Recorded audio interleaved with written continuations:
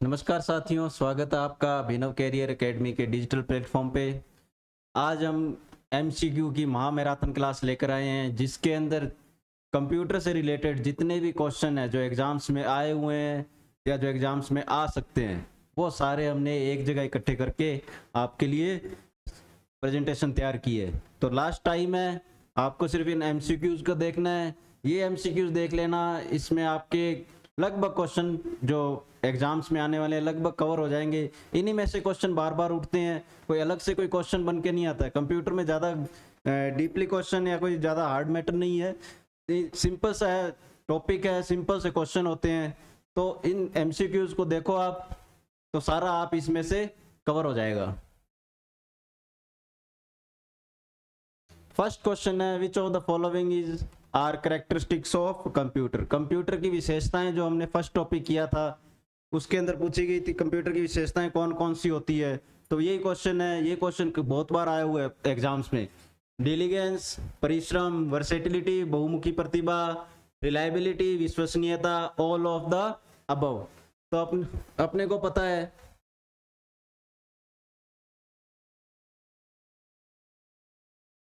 डिलीगेंस characteristic होता है, versatility ये भी कंप्यूटर की एक विशेषता है, रिलायबिलिटी ये भी कंप्यूटर की विशेषता है। मतलब परिश्रम कभी थकता नहीं है, जब तक इसको पावर सप्लाई मिलती रहेगी अपना काम करता रहेगा। वर्सेटिलिटी बहुमुखी प्रतिभा, मल्टीपल टास्क, एक टाइम पे मल्टीपल टास्क परफॉर्म कर लेता है। रिलायबिलिटी विश्वसनीयता, जो डेटा आप इसको दोगे वही डेटा आपको प्राप्त होगा, ये आती है विश्वसनीयता। तो ये सारे इसके क्या है, कैरेक्टरिस्टिक है। तो इसका करेक्ट आंसर क्या होगा, all of the above. Next देखो, GIGO स्टैंड्स फॉर। ये क्वेश्चन कंप्यूटर से रिलेटेड होता है, जिसके अंदर कंप्यूटर का एक काम क्या होता है, कंप्यूटर को जो यूजर इनपुट देगा कंप्यूटर उसी पे क्या करेगा, काम करेगा। अगर यूजर जो है वो इनपुट गलत दे रहा है तो कंप्यूटर जो आउटपुट देगा उस वो भी क्या, गलत देगा। इसी को बोलते हैं गार्बेज इन गार्बेज आउट। देखो, गार्बेज इन और गार्बेज आउट। जैसा कंप्यूटर को इनपुट यूजर के द्वारा दिया जाएगा वही कंप्यूटर क्या है, उसको आउटपुट के रूप में देगा। ये सिंपल सा कंसेप्ट होता है कंप्यूटर। नेक्स्ट देखो, the capacity to perform multiple task simultaneously. एक साथ मल्टीपल काम जो करता है उस विशेषता को क्या बोला जाता है। जो ऑपरेटिंग कंप्यूटर है हमारा, ऑपरेटिंग सिस्टम या बोल दो इसको, तो उसको क्या बोला जाता है, एक साथ जब मल्टीपल टास्क करता है तो उसको क्या बोलते हैं। परिश्रम ये नहीं है, बहुमुखी प्रतिभा ये आएगा। वर्सेटिलिटी मतलब एक ही टाइम पर मल्टीपल जो काम कर रहा है उसको क्या बोलते हैं, वर्सेटिलिटी, बहुमुखी प्रतिभा। उसके बाद रिलायबिलिटी विश्वसनीयता आपको बता दिया। आईक्यू क्या होता है, इसका डिसएडवांटेज होता है, ये इसकी विशेषता नहीं है। इसका क्या होता है, इसके अंदर नो आईक्यू, इसके कोई खुद के सोचने समझने की कोई क्षमता नहीं होती है कंप्यूटर की, नो आईक्यू होता है ये। निम्न में से कौन सी कंप्यूटर में डेटा की सबसे छोटी इकाई है। कंप्यूटर जब हमने इकाइयां पढ़ी थी तो उसमें देखा था अलग, सबसे छोटी इकाई कौन सी होती है, बिट होती है। बिट के बाद निबल है, फिर बाइट है। मैं यहाँ पर लिख देता हूँ, सबसे छोटी इकाई बिट होती है। एक बार वो दोबारा उसको कवर कर लेते हैं, बिट, उसके बाद बाइट।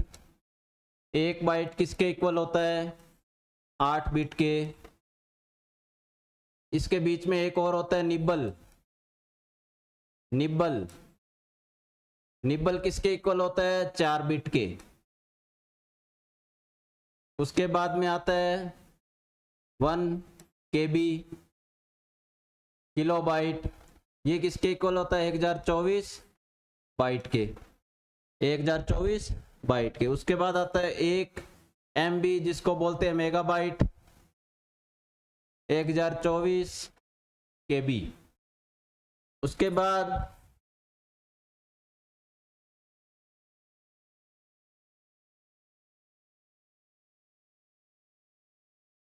ये MB है। उसके बाद GB, 1 GB किसके इक्वल होता है, 1024 MB के। उसके बाद TB जिसको बोलते हैं टेराबाइट, ये गीगाबाइट हो गया, मैं यहाँ पर लिख भी देता हूँ। ये तो हो गया किलोबाइट, ये हो गया मेगाबाइट, ये हो गया गीगाबाइट, उसके बाद ये हो गया टेराबाइट, टीबी जिसको बोल देते हैं टेराबाइट। ये किसके इक्वल होगा? 1024 जीबी के, गीगाबाइट के। उसके बाद में पेटाबाइट, यहाँ पे मैं लाइन लगा देता हूँ, 1 पेटाबाइट 1024 टीबी के। फिर आता है एक्साबाइट, ये 1024 पेटाबाइट।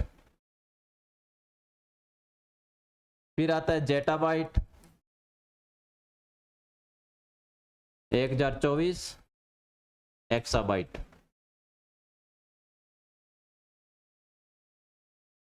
फिर आता है योटाबाइट, वही 1024 जेटाबाइट। फिर आता है brontobyte, brontobyte equal to 1024 yottabyte. फिर आता है जियोबाइट, लास्ट में आता है जियोबाइट, 1024 ब्रोंटोबाइट, ब्रोंटो।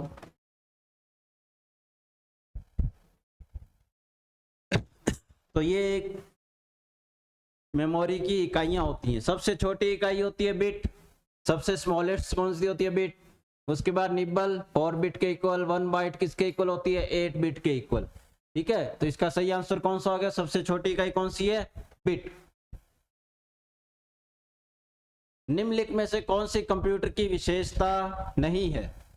ये क्वेश्चन आप ढंग से याद ध्यान रखा करो। क्वेश्चन जो होता है नहीं है या नहीं है, इसके अंदर काफी कंफ्यूज करता है एग्जामिनर। लिखा होता है नहीं है, लेकिन हम जल्दबाजी के चक्कर में है पढ़ लेते हैं। आपके पास समय खूब है, क्वेश्चन कम है, तो आराम से हो सके तो क्वेश्चन अगर नहीं समझ आ रहा है तो 2 बार उसको पढ़ के देखो। 2 बार पढ़ोगे तो क्वेश्चन आपको समझ आ जाएगा वो पूछना क्या चाहता है और आपको आंसर किस तरह से देना है। निम्नलिखित में से कौन सी कंप्यूटर की विशेषता नहीं है? तो बहुमुखी प्रतिभा ये होती है, सटीकता होती है, परिश्रम होता है, आईक्यू ये जो है ये इसकी विशेषता नहीं होती है। आईक्यू हमने अभी बात की थी, जो कंप्यूटर के अंदर है वो आईक्यू, उसके सोचने समझने की क्षमता कंप्यूटर में नहीं होती है। नेक्स्ट, निम्नलिखित में से कौन सी इकाई उपयोगकर्ता से प्राप्त डेटा को कंप्यूटर के समझने योग्य प्रारूप में परिवर्तित करने के लिए जिम्मेदार है? क्वेश्चन देखो बड़ा है, लेकिन बिल्कुल ही आसान सा क्वेश्चन है। लेंथी जरूर बनाया एग्जामिनर ने, लेकिन क्वेश्चन के अंदर पूछने वाली जो चीज है बिल्कुल ही आसान है। पूछ क्या रहा है? निम्न में से कौन सी इकाई पूछ रहा है, कौन सी डिवाइस होती है उपयोगकर्ता से प्राप्त डेटा को, उपयोगकर्ता से प्राप्त। यहां समझ लेना क्वेश्चन में क्या है, जो उपयोगकर्ता से डेटा को प्राप्त करता हो। तो सीधी सी बात है, इनपुट डिवाइस का पूछ रहा है, ये डेटा को कंप्यूटर के समझने योग्य प्रारूप में परिवर्तित करने के लिए जिम्मेदार है। तो यहां तक की जो चीज थी, अगर यहां तक आप ढंग से पढ़ ली तो उसके बाद आपको क्वेश्चन देखने की जरूरत नहीं है। उपयोगकर्ता से प्राप्त डेटा, तो उपयोगकर्ता से डेटा कौन प्राप्त करता है? आउटपुट डिवाइस तो उपयोगकर्ता को डेटा देता है। तो उपयोगकर्ता डेटा जो उपयोगकर्ता से कौन प्राप्त करता है? इनपुट जो डिवाइस होता है, जो इनपुट डिवाइस है वो यूजर से डेटा लेने का काम करता है और वो उसको ट्रांसलेट करता है कंप्यूटर की भाषा में, फिर कंप्यूटर उस पर प्रोसेस करता है।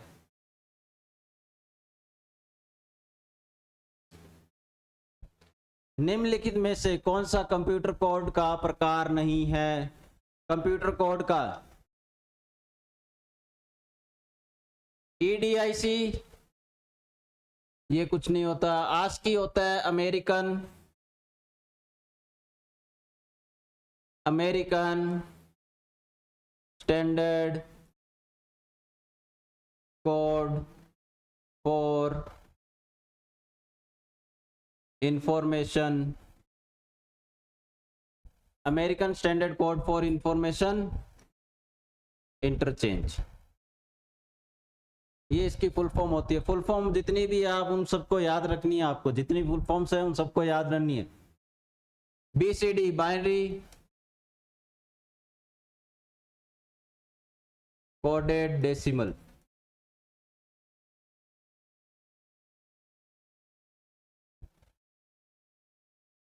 ये आ गया extended binary, extended binary code,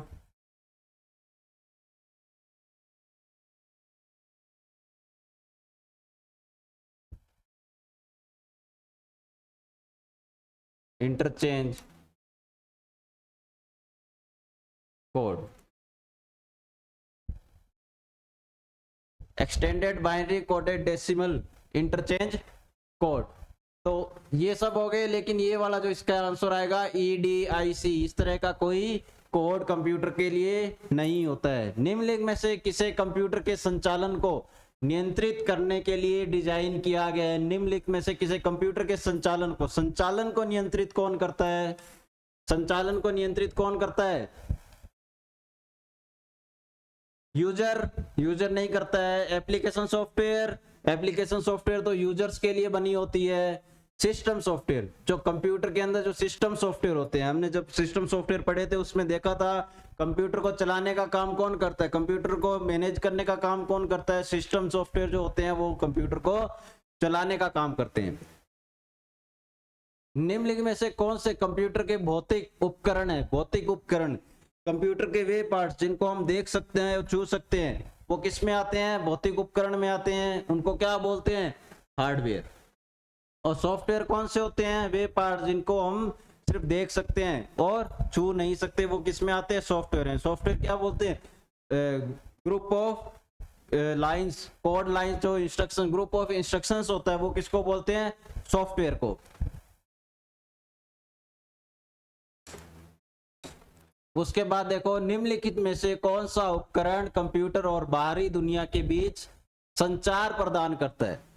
computer, कौन सा उपकरण? डिवाइस पूछ रहे हैं ये। कंप्यूटर और बाहरी दुनिया, कंप्यूटर और बाहरी दुनिया के बीच में जो इंटरफेस का काम करता है वो कौन होते हैं? कौन से डिवाइस होते हैं? यूजर से इनपुट कौन लेता है? Input device. यूजर को आउटपुट कौन देता है? Output device. तो इंटरेक्शन किसके बीच में हो रहा है? जो इनपुट डिवाइस है और आउटपुट डिवाइस है, उन्हीं के सहायता से जो यूजर है वो कंप्यूटर के साथ सामंजस्य बनाता है। तो यहाँ पे आएगा इनपुट आउटपुट जो डिवाइसेज है उनकी सहायता से। निम्नलिखित में से कौन सा उपकरण मानचित्रों, चित्रों और रेखा चित्रों को कंप्यूटर में भंडारण के लिए डिजिटल रूप में परिवर्तित करने के लिए उपयोग किया जाता है? तो कौन सा होता है? इमेज स्कैनर नहीं है, डिजिटाइजर। डिजिटाइजर जो होता है वो डायरेक्ट कंप्यूटर के अंदर उसको डिजिटल रूप में परिवर्तित करता है। MICR की full form magnetic ink character recognition, या इसको रीडर भी बोला जाता है कई जगह आपको ये रीडर भी मिलता है। मैग्नेटिक इंक कैरेक्टर रीडर या रिकॉग्निशन। उसके बाद इसका काम कहाँ होता है? जो हमारे चेक होते हैं, बैंकों के जो चेक हैं, बैंक के जो चेक होते हैं उनके नीचे जो 4 अक्षर लिखे होते हैं, 6 अक्षर लिखे होते हैं, उनके अंदर कौन सी यूज होती है? मैग्नेटिक इंक यूज होती है। उनको पढ़ने का काम कौन करता है? MICR। कंप्यूटर थकान और एकाग्रता की कमी से ग्रस्त नहीं होता है, इसे के रूप में जाना जाता है। तो थकता नहीं है उसको क्या बोलते हैं? डिलीजेंस, परिश्रम, थकता नहीं है। नेक्स्ट, प्रथम पीढ़ी के कंप्यूटरों में सर्किटरी के लिए डैश और मेमोरी के लिए डैश का उपयोग किया जाता था। अब प्रथम पीढ़ी के कंप्यूटर में किस किस का यूज किया जाता था? याद करो, जब हमने क्लासेस ली थी स्टार्टिंग की क्लासेस, तो हमने एक पीढ़ी का चार्ट भी बनाया था, फर्स्ट, सेकंड, थर्ड, फोर्थ। तो इसमें कौन सी पीढ़ी का पूछ रहा है? प्रथम पीढ़ी का। तो प्रथम पीढ़ी में कौन सी यूज हुई थी? Vacuum tube. सीधा ये आपको याद होना चाहिए, वैक्यूम ट्यूब यूज हुई थी। और इसके लिए मेमोरी के लिए मैग्नेटिक ड्रम का यूज किया था? प्रथम पीढ़ी में मेमोरी सेव करने के लिए किसका यूज किया था? मैग्नेटिक ड्रम का। तो अब ये ऑप्शन में देख लो, ट्रांजिस्टर नहीं है, आईसी नहीं है, वैक्यूम ट्यूब और चुंबकीय ड्रम।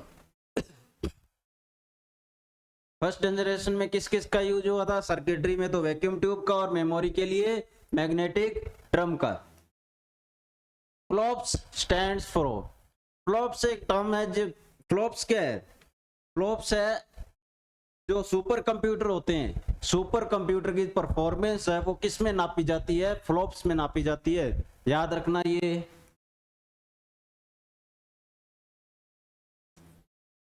सुपर कंप्यूटर्स की परफॉर्मेंस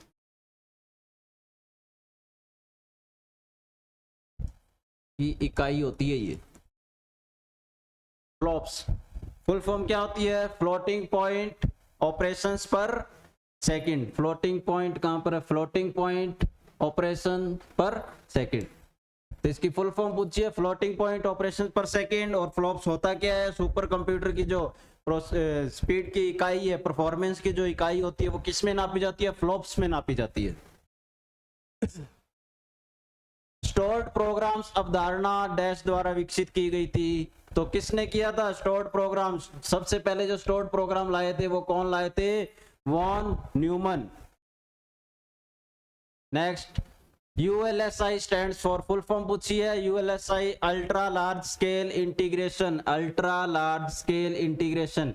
एक होती है वीएलएसआई, इसको बोलते हैं very large scale integration, very large scale integration. Which of the following is fourth generation computer? ये क्वेश्चन बहुत बार आए हुए, इस तरह के क्वेश्चन आते हैं, कौन से निम्न में से कौन सा कंप्यूटर है जो फर्स्ट जनरेशन का था, या सेकंड जनरेशन का था, या फोर्थ जनरेशन का था? तो कोई तीन चार जो भी आपको याद रह सके उनको याद करके जरूर जाना भी किस जनरेशन में कौन से कंप्यूटर थे। ये फोर्थ जनरेशन का पूछ रहा है, तो इसमें जो इंटेल 404 है ये क्या है? फोर्थ जनरेशन का कंप्यूटर है। ये किस जनरेशन का है? IBM 360, ये है थर्ड जनरेशन, ये थर्ड जनरेशन का होता है। और ये है सेकंड, IBM 140, ये है second generation, 1401, IBM 1401 second generation. उसके बाद father of modern computer, modern computer के फादर किसको बोला जाता है? Alan Turing. चार्ल्स बेबेज को क्या बोला जाता है? Father of computer. इस वर्ड को याद रखना, आप मॉडर्न आ गया तो आपको चार्ल्स बेबेज नहीं करना है। चार्ल्स बेबेज कौन है? Father of computer.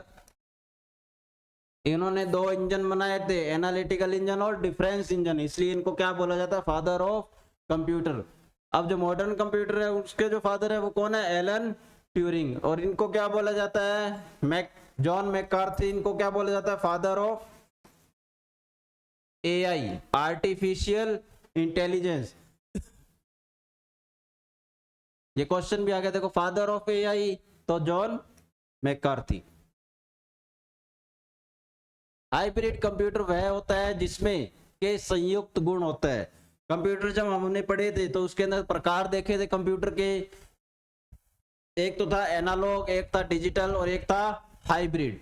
तो जो हाइब्रिड होता है उसके बारे में पूछ रहा है। हाइब्रिड किसको बोलते हैं? जो एनालॉग का भी काम करता है और डिजिटल कंप्यूटर का भी काम करता है, दोनों का जो मिक्सअप रूप था वो क्या बोलते हैं उसको? हाइब्रिड। तो इसमें आएगा एनालॉग और डिजिटल कंप्यूटर, उसको क्या बोलते हैं? Hybrid computer. A terminal does not process और स्टोर डेटा। ये पूछ रहे कोई डिवाइस है जिसके अंदर हम कोई डेटा स्टोर नहीं कर सकते, उसको चला नहीं सकते, कुछ प्रोसेस नहीं कर सकते, तो उस डिवाइस को क्या बोलते हैं? उस टर्मिनल को क्या बोलते हैं? वो टर्मिनल खराब होता है, खराब को हम क्या बोलते हैं? डम्ब। तो इसके यहां पर क्या आएगा? Dumb terminal. चौथी पीढ़ी के कंप्यूटर पर आधारित थे। चौथी पीढ़ी के कंप्यूटर किस पर आधारित थे? Micro processors. वैक्यूम ट्यूब किस पे थी? फर्स्ट जनरेशन में। सेकंड जनरेशन में क्या था? सेकंड जनरेशन में क्या था? ट्रांजिस्टर।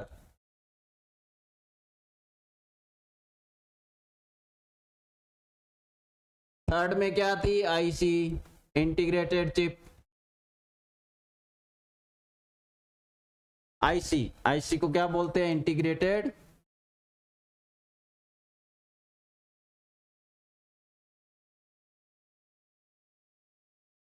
Integrated chip. समझ आ गया? चलो नेक्स्ट। कौन सा कंप्यूटर का अभिन्न अंग नहीं है? कंप्यूटर के जितने भी अभिन्न अंग आपको पता ही है कौन से है? कीबोर्ड हो गया, माउस हो गया, मॉनिटर हो गया, सीपीयू हो गया, जिनके बिना हम काम नहीं कर सकते कंप्यूटर पे। तो अभिन्न अंग हो गए। अब इनमें देख लो, सीपीयू होता है, मॉनिटर होता है, माउस होता है, यूपीएस इसका अभिन्न अंग नहीं होता। अगर यूपीएस नहीं लगा है तो भी हम कंप्यूटर को आराम से यूज कर सकते हैं। तो यूपीएस का काम क्या होता है? यूपीएस का पहले फुल फॉर्म देखो, अनइंटरप्टेड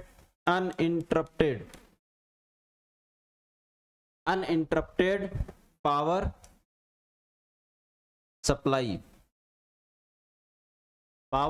सप्लाई। तो ये क्या होता है? यूपीएस होता है, जैसे अचानक से लाइट चली जाए तो यूपीएस 5 से 10 मिनट तक क्या करता है? कंप्यूटर को ऑन रखता है। एक तरह से इन्वर्टर का काम करता है। जैसे हमारे घरों में लाइट चली जाती है तो उसके बाद इन्वर्टर पे क्या रहती है? लाइटें चलती रहती है। तो उसी तरह से यूपीएस होता है। यूपीएस के अंदर बैटरीज होती है। वो क्या करता है? 5 से 10 मिनट तक हमारे सिस्टम को चलाता है। क्यों चलाता है? ताकि जो हम काम कर रहे हैं उसको प्रॉपर तरीके से सेव किया जा सके और उसको शट डाउन किया जा सके। ठीक है, तो उसके लिए यूपीएस होता है। नेक्स्ट देखो, सीपीयू, मेमोरी और पेरिफेरल्स के बीच संचार लाइन को कहा जाता है। सीपीयू, मेमोरी और पेरिफेरल्स जो डिवाइसेज आपके साथ कनेक्टेड होते हैं ना, एक्सटर्नल डिवाइसेज कंप्यूटर के साथ जितने भी कनेक्टेड रहते हैं उनको पेरिफेरल्स बोलते हैं। सीपीयू, मेमोरी और पेरिफेरल्स, इन दोनों के बीच संचार लाइन को क्या बोलते हैं? जिसके द्वारा डेटा का ट्रांसमिशन होता है उसको क्या बोलते हैं? रजिस्टर नहीं है, मतलब बस बोलते हैं। अभी बस के द्वारा जितना भी संचार होता है, ट्रांसमिशन होता है, वो बस के द्वारा होता है। नेक्स्ट, प्रिंटर रिजोल्यूशन, प्रिंट गुणवत्ता का एक संख्यात्मक माप है जिसे में मापा जाता है। अब जो प्रिंटर होता है उसकी रिजोल्यूशन, उसकी जो गुणवत्ता है, उसकी जो परफॉर्मेंस है, वो किस में नापी जाएगी? वो कितनी क्वालिटी में जो आउटपुट है पेपर पे प्रिंट कर रहा है वो किस क्वालिटी का है? तो वो किस में मापी जाती है? पेज प्रति मिनट नहीं है, लाइन पर मिनट नहीं है, अक्षर पर मिनट भी नहीं है, डॉट पर इंच। डॉट्स पर इंच जो है ये प्रिंटर की गुणवत्ता नापने का एक इकाई होती है, मापक है। तो इसको याद रखना। ये क्वेश्चन बहुत बार पूछा गया है एग्जाम्स में, पीछे के एग्जाम्स में काफी बार ये क्वेश्चन पूछा गया है। तो पेज प्रति मिनट और ये क्या है? स्पीड मापने के लिए होता है।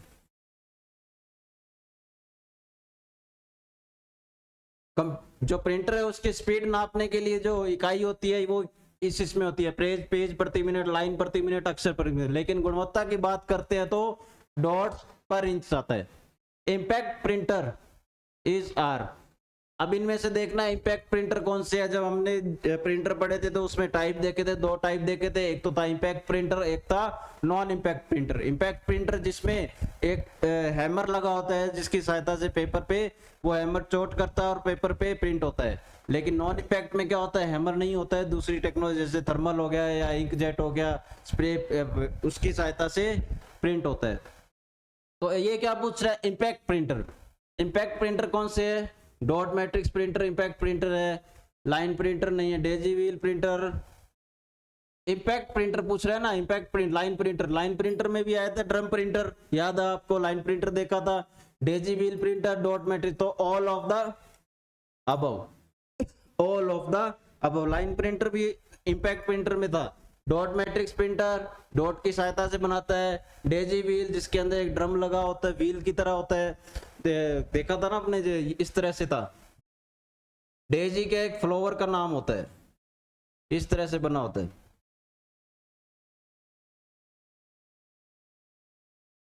इस तरह से होता है डेजी व्हील, टायर नुमा आकृति होती है। डेजी एक फूल का नाम होता है इसलिए इसको डेजी व्हील बोला गया। A nibble is equal to, nibble इकाई पूछा है, अभी हमने इकाई देखी थी। तो निबल किसके इक्वल होता है? 4 बिट्स के इक्वल होता है। 8 बिट्स के इक्वल कौन होता है 1 बाइट। 16 बिट्स के इक्वल कौन हो गया 2 बाइट। 32 4 बाइट। ठीक है, तो इसको निबल में भी कन्वर्ट करके देख लेना। निम्नलिखित में से कौन सी मेमोरी चिप तेज होती है। सबसे जब हम मेमोरी की बात की थी तो उसमें RAM ROM secondary memory primary memory ये सारी देखी थी, तो उसके अंदर हमने ये भी देखा था कि किस मेमोरी की स्पीड सबसे ज्यादा होती है। तो अब इसके अंदर ऑप्शन देखो, इस तरह के क्वेश्चन में हमें ऑप्शन देखने होते हैं भी ऑप्शन में कौन कौन सी मेमोरी दी गई है। सबसे तेज मेमोरी होती है रजिस्टर, सबसे फास्टेस्ट होती है। उसके बाद आती है कैश, उसके बाद आती है रैम, फिर आती है रोम। ठीक है, उसके बाद आपके सेकेंडरी स्टोरेज। ठीक है, अब ये कंसेप्ट कब काम करेगा, अगर इनमें से आपको ऑप्शंस में दिया हो तब ये कंसेप्ट काम करेगा, लेकिन आपके ऑप्शंस तो अलग ही दिए हुए हैं। आपके ऑप्शंस किसके दे दिए, रैम के पूछ लिए। रैम के हमने 2 टाइप पढ़े थे, जब हम रैम पढ़ रहे थे तो उसके 2 टाइप थे, एक तो था एस रैम और एक था डी रैम। एस रैम और डी रैम। एस रैम का पूरा नाम था स्टैटिक रैंडम एक्सेस मेमोरी, और डी रैम का पूरा नाम डायनेमिक रैंडम एक्सेस मेमोरी। तो अब इन दोनों में स्पीड किसकी ज्यादा होती है, एस रैम की। क्यों, इसको बार बार रिफ्रेश करने की जरूरत नहीं पड़ती। डी रैम जो उसको बार बार रिफ्रेश करना पड़ता है। नेक्स्ट देखो, the term gigabyte equals to, ये दोबारा मेमोरी से रिलेटेड आ गया। गीगाबाइट पूछ रहा है, जीबी पूछ रहा है, क्वेश्चन को ढंग से देख कर फिर आंसर देना। जीबी पूछ रहा है gigabyte. The term gigabyte, 1 gigabyte किसके इक्वल होता है 1024 MB के।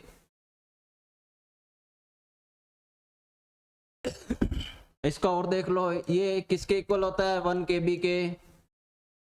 1024 किसके इक्वल होता है 1 MB के। 1024 GB किसके इक्वल होता है 1 TB। 1 TB equal 1024 GB। उसके बाद आ जाओ, निम्नलिखित में से कौन ऑप्टिकल डिस्क का उदाहरण है। ऑप्टिकल डिस्क पूछ रहा आपको। ऑप्टिकल डिस्क कौन से थे, CD DVD, इनको क्या बोलते हैं ऑप्टिकल डिस्क बोलते हैं। तो इसमें देखो ऑप्शन में मैग्नेटिक डिस्क नहीं है, मेमोरी डिस्क नहीं है, डिजिटल वर्सेटाइल डिस्क जिसको बोलते हैं DVD। इसको डिजिटल वीडियो डिस्क भी मिल जाता है कहीं ना कहीं, और डिजिटल वर्सेटाइल डिस्क भी बोला जाता है। उसके बाद देखते हैं, a byte is a collection of, a byte, 1 byte किसका कलेक्शन होता है 8 बिट्स का, और 4 बिट्स किसके इक्वल होता है 1 निब्बल के। वर्चुअल मेमोरी को लागू करने की तकनीक, जहां मेमोरी को निश्चित आकार की मेमोरी इकाइयों में विभाजित किया जाता है। वर्चुअल मेमोरी को लागू करने की तकनीक, मेमोरी को निश्चित आकार में इकाइयों में विभाजित डिवाइड किया जाता है। ये हमने देखी थी, टर्म देखी थी, उसको क्या बोलते हैं, जब मेमोरी को छोटे छोटे पार्ट्स में डिवाइड किया जाता है उसको क्या बोलते हैं पेजिंग। पेजिंग बोला जाता है जब मेमोरी को छोटे छोटे सेगमेंट्स उसके बनाए जाते हैं। Application software, program, application software के बारे में पूछ रहे हैं। एप्लीकेशन सॉफ्टवेयर किसको बोलते हैं, प्रोग्रामर की मदद के लिए डिजाइन किया गया है, ऑपरेटिंग सिस्टम को नियंत्रित करने के उपयोग किया जाता है, कंप्यूटर उपयोगकर्ताओं के लिए विशिष्ट कार्य करता है, या केवल डिजाइन बनाने के लिए उपयोग किया जाता है। तो एप्लीकेशन सॉफ्टवेयर आपको पता है क्या होता है, जो यूजर के पर्टिकुलर कार्य करता हो, जैसे MS वर्ड हो गया, MS एक्सेल हो गया, वो पर्टिकुलर यूजर के लिए बनाए गए हैं, उनका कोई स्पेसिफिक जो काम है वो करने के लिए होता है। तो प्रोग्रामर की मदद क्या करेगा, कुछ नहीं है। ऑपरेटिंग सिस्टम को नियंत्रित नहीं, ऑपरेटिंग सिस्टम को नियंत्रण कौन करता है, सिस्टम सॉफ्टवेयर। कंप्यूटर विशिष्ट कार्य है, ये जो उपयोग करता है उसको कोई विशिष्ट कार्य करने के लिए क्या होते हैं एप्लीकेशन सॉफ्टवेयर। निम्नलिखित में से कौन सा सिस्टम सॉफ्टवेयर का उदाहरण है, सिस्टम सॉफ्टवेयर का उदाहरण देखना है। डिवाइस ड्राइवर होता है, भाषा अनुवादक, जिसको हम ट्रांसलेटर बोलते हैं वो भी होता है। सिस्टम उपयोगिता यूटिलिटी, सिस्टम यूटिलिटी ये भी होता है। तो उपरोक्त सभी ये सब किसके उदाहरण है? सिस्टम सॉफ्टवेयर के। भाषा अनुवादक ट्रांसलेटर। नेक्स्ट, डैश प्रोग्रामिंग भाषाओं को मशीन भाषा में परिवर्तित करने में मदद करता है। जो हाई लेवल की लैंग्वेज है उन लैंग्वेजेस को, उस कोड को मशीनरी कोड में चेंज करने का काम कौन करता है? तो कौन करता है? भाषा अनुवादक ट्रांसलेटर। ट्रांसलेटर करते हैं language translators. Language translators. Operating system नहीं होता है, सिस्टम यूटिलिटी नहीं है, एप्लीकेशन सॉफ्टवेयर नहीं है। लैंग्वेज ट्रांसलेटर कितने होते हैं? 3। कौन कौन से? कंपाइलर, इंटरप्रीटर और असेंबलर। इन सब की हमने बात की थी जब हमने क्लास ली थी। एक बार थोड़ा सा फिर रिवाइज कर लो। कंपाइलर क्या करता है? लाइन, जो कोड है उसको जब कन्वर्ट करता है तो लाइन बाय लाइन कन्वर्ट करता है। इंटरप्रेटर करता है पूरे पेज को एक साथ कन्वर्ट करता है। असेंबलर क्या करता है? असेंबली लैंग्वेज को बाइनरी लैंग्वेज में कन्वर्ट करता है। Which of the following is our example of an operating system? Operating system का एग्जाम्पल पूछ रहा है। ये कौन सा है? यूनिक्स होता है, लिनक्स होता है, विंडोज होता है। तो all of the above. All of the above. ये दोनों कौन से हैं? ओपन सोर्स होते हैं। ओपन सोर्स है, ये पेड होता है। नेक्स्ट, भाषा अनुवादकों को 3 प्रमुख श्रेणियों में विभाजित किया जा सकता है। वो श्रेणियां जो अभी हमने जस्ट पीछे वाले क्वेश्चन में बात की थी, कंपाइलर, इंटरप्रेटर और असेंबलर। कंपाइलर, इंटरप्रेटर और असेंबलर। डैश एक सॉफ्टवेयर है जिसका उपयोग इलेक्ट्रॉनिक दस्तावेजों को बनाने, प्रारूपित करने, संपादित करने और प्रिंट करने के लिए जाता है। ये एक सॉफ्टवेयर पूछ रहा है। क्वेश्चन इसने बढ़ा दिया है, बिल्कुल आसान सा क्वेश्चन है, दोबारा पढ़ के देख लेना इसको। क्या पूछ रहा है? एक सॉफ्टवेयर पूछ रहा है जो क्या काम करता है? डॉक्यूमेंट्स को बनाने का काम करता है, प्रारूपित करने का, संपादित करने का और प्रिंट करने का। तो हमें पता है ये सारे काम कौन करता है? MS वर्ड करता है। तो MS वर्ड को क्या बोला जाता है? Word processor. MS वर्ड को क्या बोला जाता है? Word processor. स्प्रेडशीट किसको बोलते हैं? MS एक्सेल हो गया, इसको क्या बोलते हैं? स्प्रेडशीट। वर्ड प्रोसेसर में क्या आ जाता है? MS word. Which of the following is are examples of word processor? ये एग्जाम्पल ही पूछ लिया वर्ड प्रोसेसर का। कौन कौन से होते हैं वर्ड प्रोसेसर? माइक्रोसॉफ्ट वर्ड ये वर्ड प्रोसेसर है, वर्ड परफेक्ट वर्ड प्रोसेसर है। तो both A and B word processor होते हैं, जिसमें सिंपल डॉक्यूमेंट्स बनाए जाते हैं, उनकी फॉर्मेटिंग की जाती है, प्रिंट किए जाते हैं। तो वो सब किस में आते हैं? वर्ड प्रोसेसर में। कॉपीराइट वाले सॉफ्टवेयर के लिए आमतौर पर कौन सा शब्द इस्तेमाल किया जाता है जिसे उसके लेखक द्वारा मुफ्त में दिया जाता है? तो कोई कॉपीराइट सॉफ्टवेयर है तो यूजर को वो फ्री में दे रहा है उसका कॉपीराइट, लेकिन वो यूजर के लिए फ्री ऑफ कॉस्ट प्रोवाइड करवा रहा है, तो उसको क्या बोलते हैं? फ्रीवेयर बोलते हैं। जब हमने टर्म्स की बात की थी, एक जगह टर्म्स लिखी थी, उसके अंदर फ्रीवेयर था, जो कॉपीराइट तो होता है लेकिन वो यूजर्स के लिए फ्री प्रोवाइड करवाता है। अब देखो, डैश वह सॉफ्टवेयर है जो लोगों को सीमित अवधि के लिए प्रतियों को पुनरावर्तित करने की अनुमति के साथ आता है। कोई सॉफ्टवेयर है जो सीमित अवधि के लिए यूजर्स को दिया जाता है, आप इतने टाइम तक इसको यूज कर सकते हो। तो वो कौन से होते हैं? फ्रीवेयर नहीं, शेयरवेयर होते हैं वो। ठीक है, जो यूजर कंपनी द्वारा प्रोवाइड किए जाते हैं यूजर्स के लिए कुछ समय के लिए। अब देखो, निम्नलिखित में से कौन सा एप्लीकेशन सॉफ्टवेयर है? अब दोबारा एप्लीकेशन सॉफ्टवेयर पूछ रहे हैं। एप्लीकेशन सॉफ्टवेयर कौन से होते हैं? जो पर्टिकुलर यूजर का कोई यूनिक टास्क, कोई पर्टिकुलर टास्क करने के लिए जो बनाए जाते हैं सॉफ्टवेयर, उनको क्या बोलते हैं? Application software. तो देखो, DBMS डेटाबेस मैनेजमेंट सिस्टम, ये यूजर के लिए होता है। स्प्रेडशीट हमने अभी देखा था, MS एक्सेल इसका एग्जांपल। इमेज एडिटर, इमेज को एडिट करने वाले, तो उपरोक्त सभी, ये तीनों क्या है, एप्लीकेशन सॉफ्टवेयर है। अब डेटाबेस का स्प्रेडशीट तो आपको बता दिया, डेटाबेस का एग्जांपल देख लो, DBMS, इसका एग्जांपल लिख लो, जैसे MySQL हो गया, MongoDB हो गया, MongoDB, Oracle हो गया, ये सारे किसके एग्जांपल है, DBMS के। निम्नलिखित में से कौन सा या कौन से इमेज एडिटर का उदाहरण है? इमेज को एडिट करने वाले कौन से सॉफ्टवेयर हैं, कौन से एग्जांपल हैं? एडोब फोटोशॉप इमेज एडिट के काम आता है, एडोब इलस्ट्रेटर ये भी इसके लिए, कोरल ड्रॉ ये भी इमेज एडिट, उपरोक्त सभी, ये सारे कौन से सॉफ्टवेयर हैं जो इमेज को एडिट करना, एडिट मतलब उसका कलर चेंज कर दिया, उसका बैकग्राउंड चेंज कर दिया, तो वो सारे कौन से होते हैं, इमेज एडिटर। अब देखो, संचालन के आधार पर निम्न कौन सा कंप्यूटर का प्रकार नहीं है? संचालन के आधार पर पूछ रहा है, संचालन के आधार पर कौन कौन से प्रकार थे? 3 प्रकार थे, एनालॉग था, एनालॉग, डिजिटल और हाइब्रिड।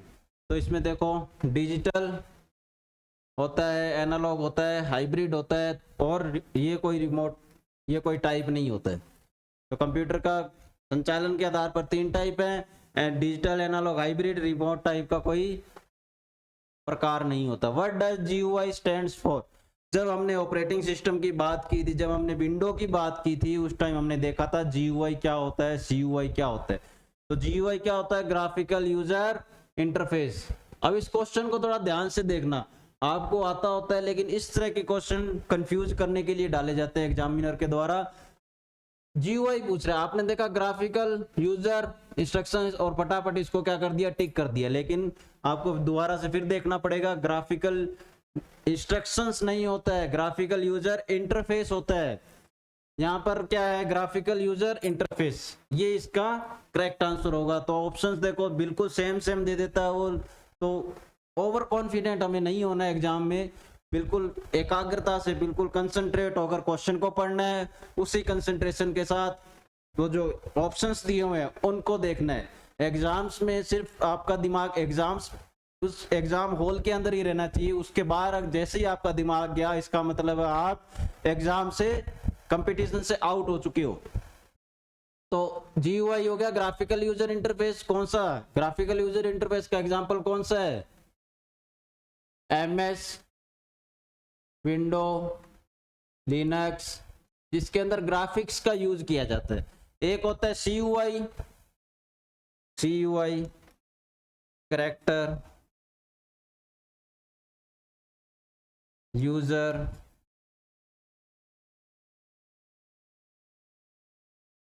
कैरेक्टर यूजर इंटरफेस, इसका एग्जांपल कौन सा है, MS DOS, जिसके अंदर कमांड्स का यूज किया जाता है, इसके अंदर कोई आइकन नहीं होता है। अब देखो, वीडियो गेम, फ्लाइट सिमुलेटर, प्रशिक्षण सिमुलेटर और औद्योगिक रोबोट को नियंत्रित करने के लिए इस्तेमाल किया जाने वाला उपकरण, डिवाइस पूछ रहा है ये, इन सब के लिए कौन सा काम आता है, माउस।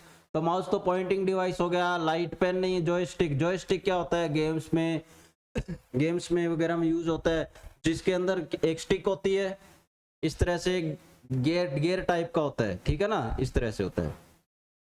तो ये क्या करता है, 360 डिग्री रोटेट करता है, हर डायरेक्शन में रोटेट करता है, इसको बोलते हैं जॉयस्टिक।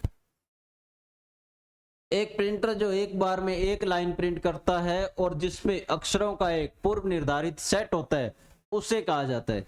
लाइन प्रिंटर की बात कर रहा है, लाइन प्रिंटर का पूछ रहा है, इनमें से कौन सा है, तो लेजर प्रिंटर कौन सा है, पेज प्रिंट करता है, इंकजेट प्रिंटर नहीं है, इंपैक्ट प्रिंटर तो उसकी कैटेगरी में आ गया।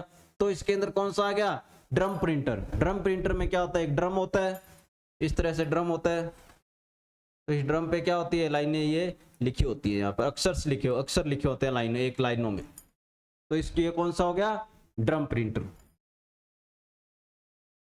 लेजर और इंकजेट प्रिंटर ये किस में आ गए, नॉन इंपैक्ट, ये किस कैटेगरी में आते हैं, नॉन इंपैक्ट प्रिंटर्स।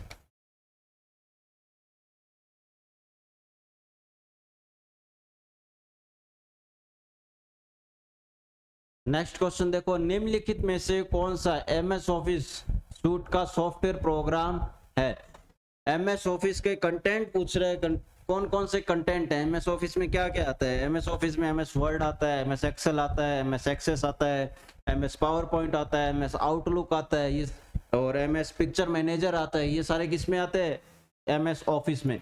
तो एमएस वर्ड होता है, एक्सेल होता है, पावर पॉइंट होता है। तो इसका आंसर जो होगा उपयुक्त सभी। अब देखो, Microsoft word is a, Microsoft word पूछ रहे किस तरह का सॉफ्टवेयर है? हार्डवेयर, हार्डवेयर तो नहीं है। कंप्यूटर नॉन एप्लीकेशन प्रोग्राम, नहीं नॉन एप्लीकेशन तो नहीं है।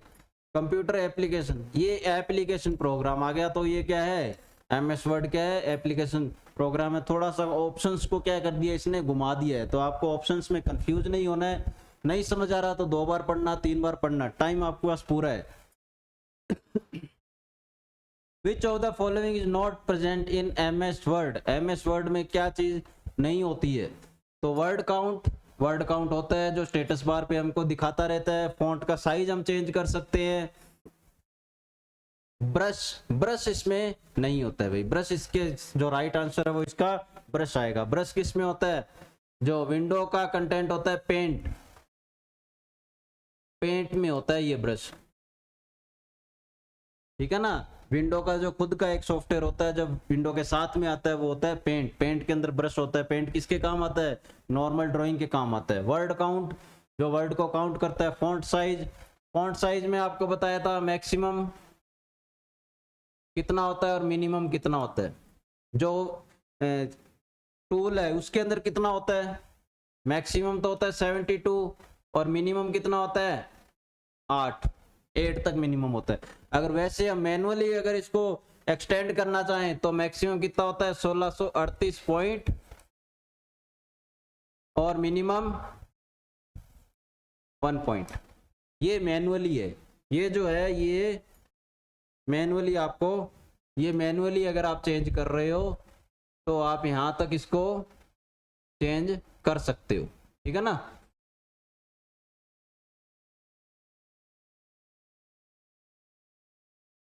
पेज मार्जिन, पेज मार्जिन क्या होता है? आपके कंटेंट और जो पेज का बॉर्डर है उसके बीच में जो स्पेस होता है वो मार्जिन होता है। Microsoft word was release in which year? ये क्वेश्चन भी बहुत बार पूछा गया है। माइक्रोसॉफ्ट वर्ड कब रिलीज हुआ था? फर्स्ट वर्जन इसका कब आया था? तो ये आया था 1983 में।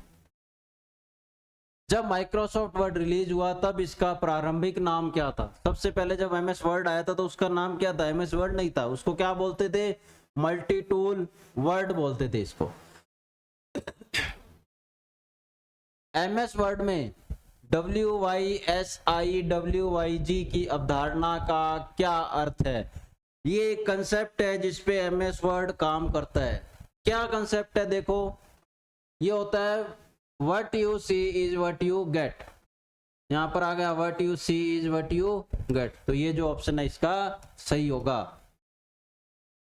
व्हाट यू सी, जो आपको दिखता है वही आपको प्राप्त होगा। ये कंसेप्ट होता है। जो भी हम इसके अंदर डॉक्यूमेंट बनाते हैं वो हम जिस वे में लिखते हैं, जो भी फॉर्मेटिंग उसको देते हैं, वैसा ही हमको उसका प्रिंट मिलता है, वैसा ही उसका हमको आउटपुट मिलता है। तो इसी कंसेप्ट में क्या वर्ड काम करता है? What you see is what you get. जो तुमको दिखाई दे रहा है वही तुमको प्राप्त होगा। एमएस वर्ड में निम्न में से कौन सा टैब डिफॉल्ट होता है? डिफॉल्ट टैब, जब भी एमएस विंडो की जो स्क्रीन खुलती है तो उसमें सबसे पहले डिफॉल्ट कौन सा टैब ओपन रहता है वो पूछ रहे हैं। तो कौन सा टैब होता है? Home tab. होम टैब होता है जो डिफॉल्ट उसके अंदर शो होता है। अब देखो, होम टैब में निम्न में से कौन सा कमांड के रूप में मौजूद नहीं है? होम टैब में अलग अलग कमांड्स हमने पढ़ी थी जब एमएस वर्ड को पढ़ा था। तो उसके अंदर देखो कौन कौन सी कमांड नहीं है। तो क्लिपबोर्ड, फॉन्ट, पैराग्राफ, उपरोक्त में से कोई नहीं मौजूद नहीं है। ये देख लेना भाई, नहीं है पूछ रहा है। निम्नलिखित में से होम टैब में मौजूद नहीं है। क्लिपबोर्ड होता है, फॉन्ट होता है, पैराग्राफ होता है। तो उपयुक्त में से इसके अंदर जो ऑप्शन आएगा कोई नहीं, ये तीनों ही क्या होती है उसके अंदर प्रेजेंट होती है। तो यहाँ पर नहीं है पूछ रहा है, अगर है पूछता तो इनमें से एक ऑप्शन, ये तीनों ही करेक्ट हो जाते हैं। अगर नहीं है पूछा तो लास्ट वाला।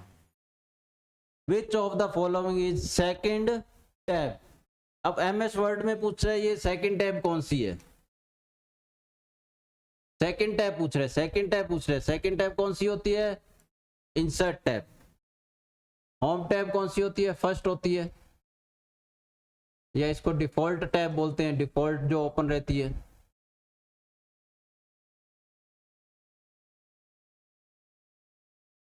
डिफॉल्ट, ये डिफॉल्ट टैब होती है। उसके बाद इंसर्ट टैब का उपयोग करके निम्न में से क्या जोड़ा जा सकता है। इंसर्ट टैब हमने देखी थी जिसके अंदर अलग अलग ऑप्शंस थे। इसके अंदर हम शेप भी लगा सकते हैं, कोई चार्ट भी लगा सकते हैं, टेबल भी इंसर्ट कर सकते हैं, पिक्चर भी इंसर्ट कर सकते हैं, खूब सारे ऑप्शंस होते हैं इसके अंदर। तो अब इसमें क्वेश्चन में पूछ रहा है निम्न में से क्या जोड़ा जा सकता है, मतलब उसके अंदर क्या क्या ऑप्शंस होते हैं। टेबल इंसर्ट कर सकते हैं, पिक्चर कर सकते हैं, क्लिप आर्ट कर सकते हैं, क्लिप आर्ट पिक्चर, छोटी जो इमेजेस होती हैं कंप्यूटर के अंदर, तो मतलब ये सभी कर सकते हैं हम। ये सभी चीजें क्या होती है, इंसर्ट टैब की कमांड्स हैं। अब देखो निम्न में से कौन सा कमांड रिव्यू टैब में मौजूद नहीं है। कौन सी कमांड रिव्यू टैब में नहीं होती है। प्रूफिंग होती है, कमेंट्स होते हैं, ट्रैकिंग होते हैं, मौजूद नहीं है। उपरोक्त में से कोई नहीं, उपयुक्त में से कोई नहीं, मतलब ये सारे उसके अंदर मौजूद होते हैं। यहाँ पर नहीं है पूछ रहा है, ये याद ध्यान रखना, नहीं है पूछा इसने, तो हमें क्वेश्चन देखकर ही उसका आंसर देना है। व्यू टैब में कमांड के कितने समूह होते हैं, तो व्यू टैब जब हमने पढ़ी थी तो उसमें देखे थे 5 समूह होते हैं व्यू के अंदर।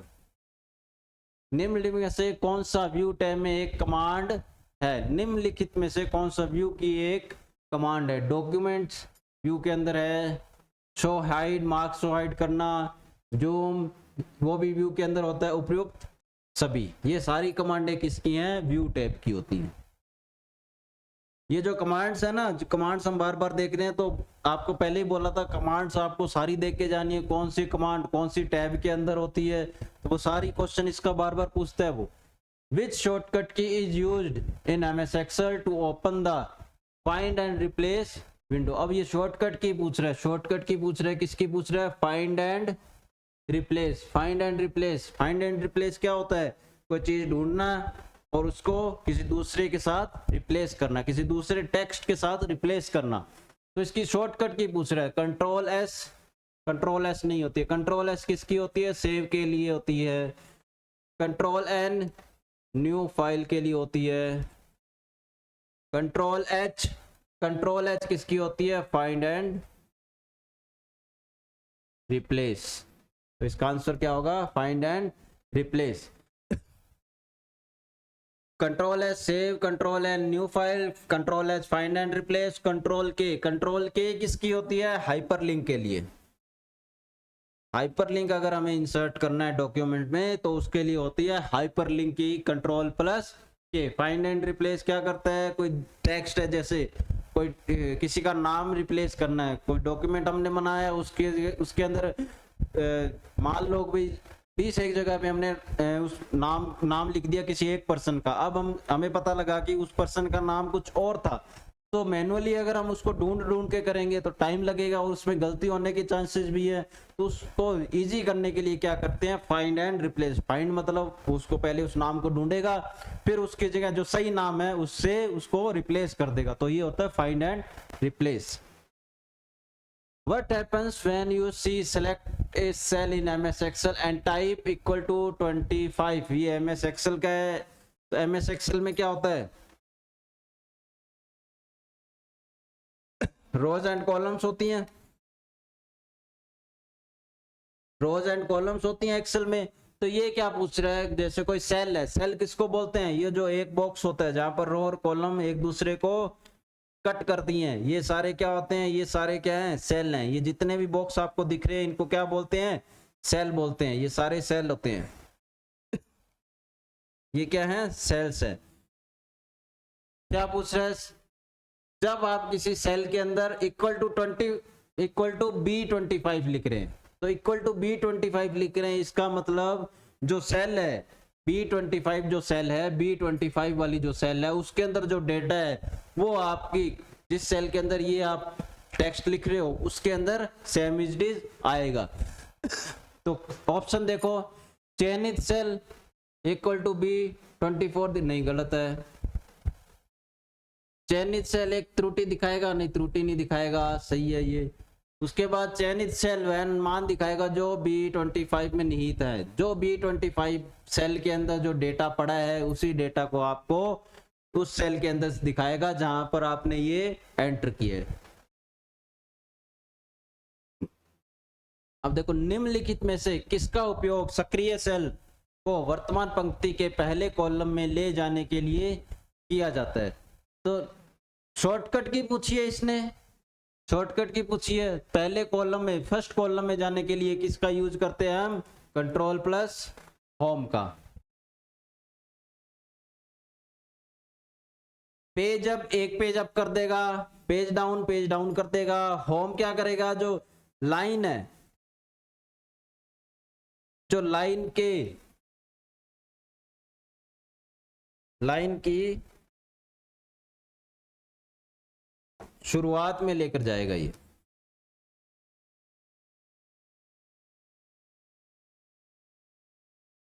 लाइन के शुरुआत में जाने के लिए होम टैब का यूज किया जाता है। MS Excel dash are numbered from 1 to onward and are numbered from A to onward। क्या पूछ रहा है, MS Excel में डैश को 1 से आगे तक और डैश को A से आगे तक क्रमांकित किया। मतलब ये पूछ रहा है जो रो और कॉलम होते हैं एक्सेल में, क्या होती है, रोज और कॉलम होते हैं, रो और कॉलम होते हैं। इसको क्या बोलते हैं, रो।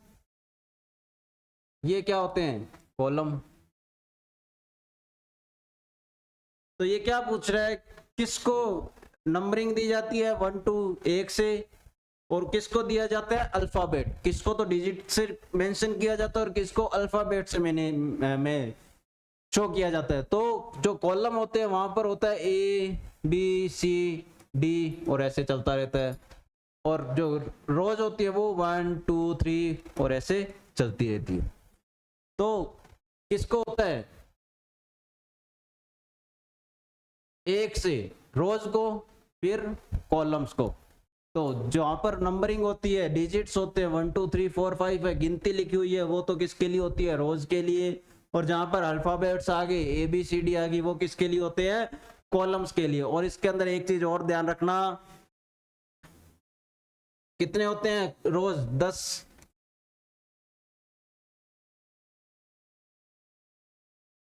टोटल रोज कितनी होती हैं,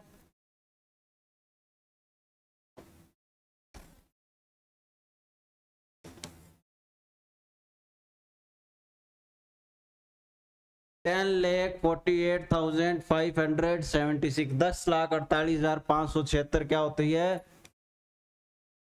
रोज होती है।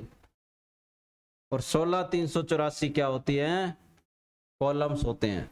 और इसके अंदर एक और इनका फेवरेट क्वेश्चन होता है, काफी बार पूछा गया है, वो क्या होता है, लास्ट कॉलम का जो नाम होता है, ये कॉलम कहां तक होते हैं, XFD। इसको आप ढंग से देख लेना भाई, XFD को, लास्ट कॉलम का जो नाम होता है वो क्या होता है, XFD, last column address, XFD बोला जाता है इसको, लास्ट जो कॉलम होता है XFD। Functions in MS Excel must begins with, कोई भी फंक्शन है, कोई भी फॉर्मूला है, एक्सेल के अंदर क्या ज्यादातर फंक्शंस और फॉर्मूला यूज होते हैं। जो फॉर्मूला या फंक्शन है उसको सब स्टार्ट लिखने से पहले सबसे पहले कहां से स्टार्ट किया जाता है, कौन सा सिंबल है जो फंक्शन या फॉर्मूला लिखने के लिए यूज किया जाता है, तो सिंबल कौन सा है, इक्वल टू का साइन होता है। कैसे, जैसे ये एक स्प्रेडशीट है,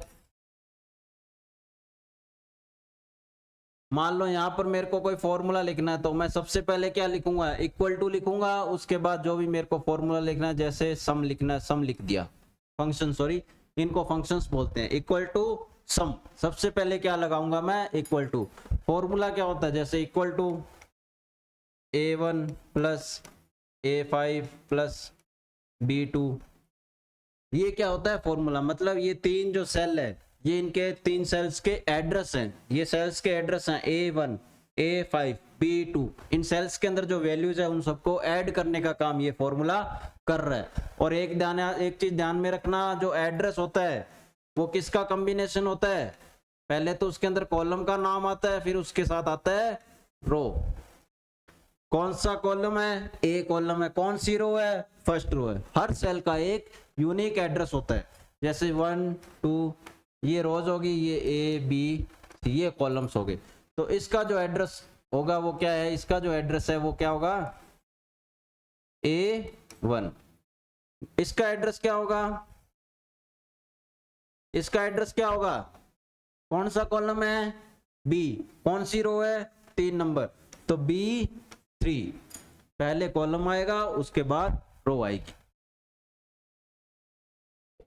नेक्स्ट देखो, how do you display current date only in MS Excel. Current date का पूछ रहा है, ये करंट डेट, सिर्फ उसको करंट डेट चाहिए, इस चीज का आप ध्यान रखना। कौन सा फंक्शन होता है, टुडे, टुडे क्या होता है, करंट डेट के लिए। डेट में डेट का फॉर्मेट देगा वो, नाउ में क्या बताएगा, डेट और डेट एंड टाइम, ठीक है, और टाइम में क्या बताएगा, टाइम, करंट टाइम बताएगा। और डेट में क्या होगा, उस सेल के अंदर जो डेट फॉर्मेट सेट करने के लिए होता है, फॉर्मेट सेट के लिए।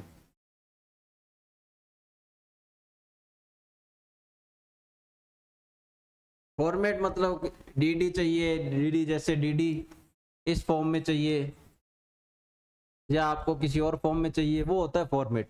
तो इसका जो आपको क्या पूछ रहा है, करंट डेट पूछ रहा है, करंट डेट के लिए क्या होता है, टुडे, टुडे जैसी फंक्शन आप लगाओगे तो उस सेल के अंदर आपको क्या दिखा देगा, आज की date. What is the minimum and maximum zoom in MS Excel. MS Excel में ये पूछ रहा है कि मिनिमम कितना जूम हो सकता है और मैक्सिमम कहां तक हम जूम कर सकते हैं। तो ये जूमिंग के जो बटन्स होते हैं वो कहां पर होते हैं, स्टेटस बार पर होते हैं, लास्ट में जो बार होती है यहाँ पर आपको जूम के बटन्स मिलते हैं, माइनस होता है यहाँ प्लस होता है, इसको बोलते हैं स्टेटस बार।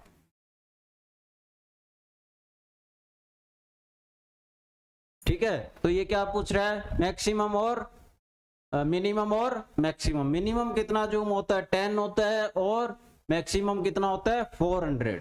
तो 10 और 400, ये रहा 10 एंड 400, ये तो होता है MS एक्सेल में। और अगर बात करें MS वर्ड की, MS वर्ड में मिनिमम कितना होता है, 10, ये तो सेम ही है। मैक्सिमम होता है इसके अंदर 500 तक, 500 तक हम इसको जूम कर सकते हैं। और पावर पॉइंट में क्या होता है, MS पावर पॉइंट में मिनिमम कितना होता है 10 और मैक्सिमम कितना होता है 400, ये तो एक्सेल के बराबर का ही होता है। What is the default name of a sheet in MS Excel. Default name पूछ रहा है, शीट के अंदर जो MS एक्सेल विंडो जैसे अपीयर होती है तो उसके अंदर डिफॉल्ट शीट्स कितनी खुलती है, 1 होती है, 2 होती है, 4 होती है, कितनी होती है। नेम पूछ रहा है, नंबर नहीं पूछ रहा है, नेम पूछ रहा है। Name of the sheet, sheet का नेम होता है शीट 1। डिफॉल्ट नेम पूछ रहे हैं तो डिफॉल्ट नेम होता है शीट 1। और नंबर ऑफ शीट्स कितना होता है, number of sheets, default number of sheets कितनी होती है, 3 शीट्स होती हैं default. How many sheets are open by default in MS Excel, तो ये क्वेश्चन आ गया 3। नेक्स्ट देखो, what is a Microsoft PowerPoint. Microsoft PowerPoint किस तरह का प्रोग्राम है, किस तरह का सॉफ्टवेयर है, तो किस तरह का है ये, स्प्रेडशीट क्या है, स्प्रेडशीट तो MS एक्सेल को बोलते हैं। प्रेजेंटेशन प्रोग्राम, इसको क्या बोलते हैं, पावर पॉइंट को प्रेजेंटेशन प्रोग्राम। डेटाबेस प्रोग्राम कौन सा हो गया, MS एक्सेस, ये क्या होता है, डेटाबेस प्रोग्राम होता है।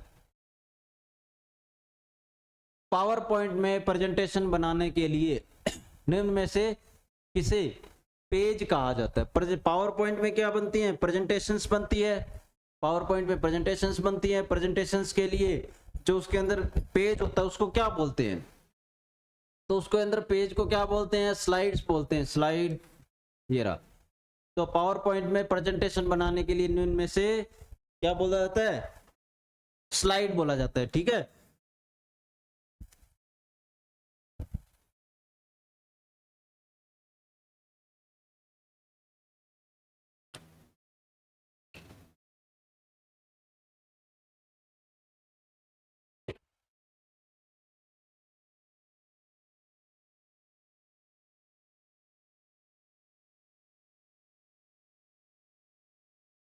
आगे देखो भाई, शीट किस में होती है, MS एक्सेल में।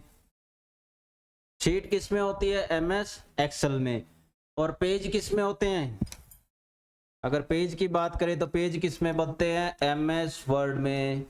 हम MS वर्ड, एक्सेल और पावर पॉइंट की ही बात करेंगे और किसी की बातें नहीं करेंगे, क्योंकि हमारे टॉपिक जो हमारा सिलेबस है उसके अंदर MS एक्सेल, MS वर्ड और MS पावर पॉइंट दिया हुआ है।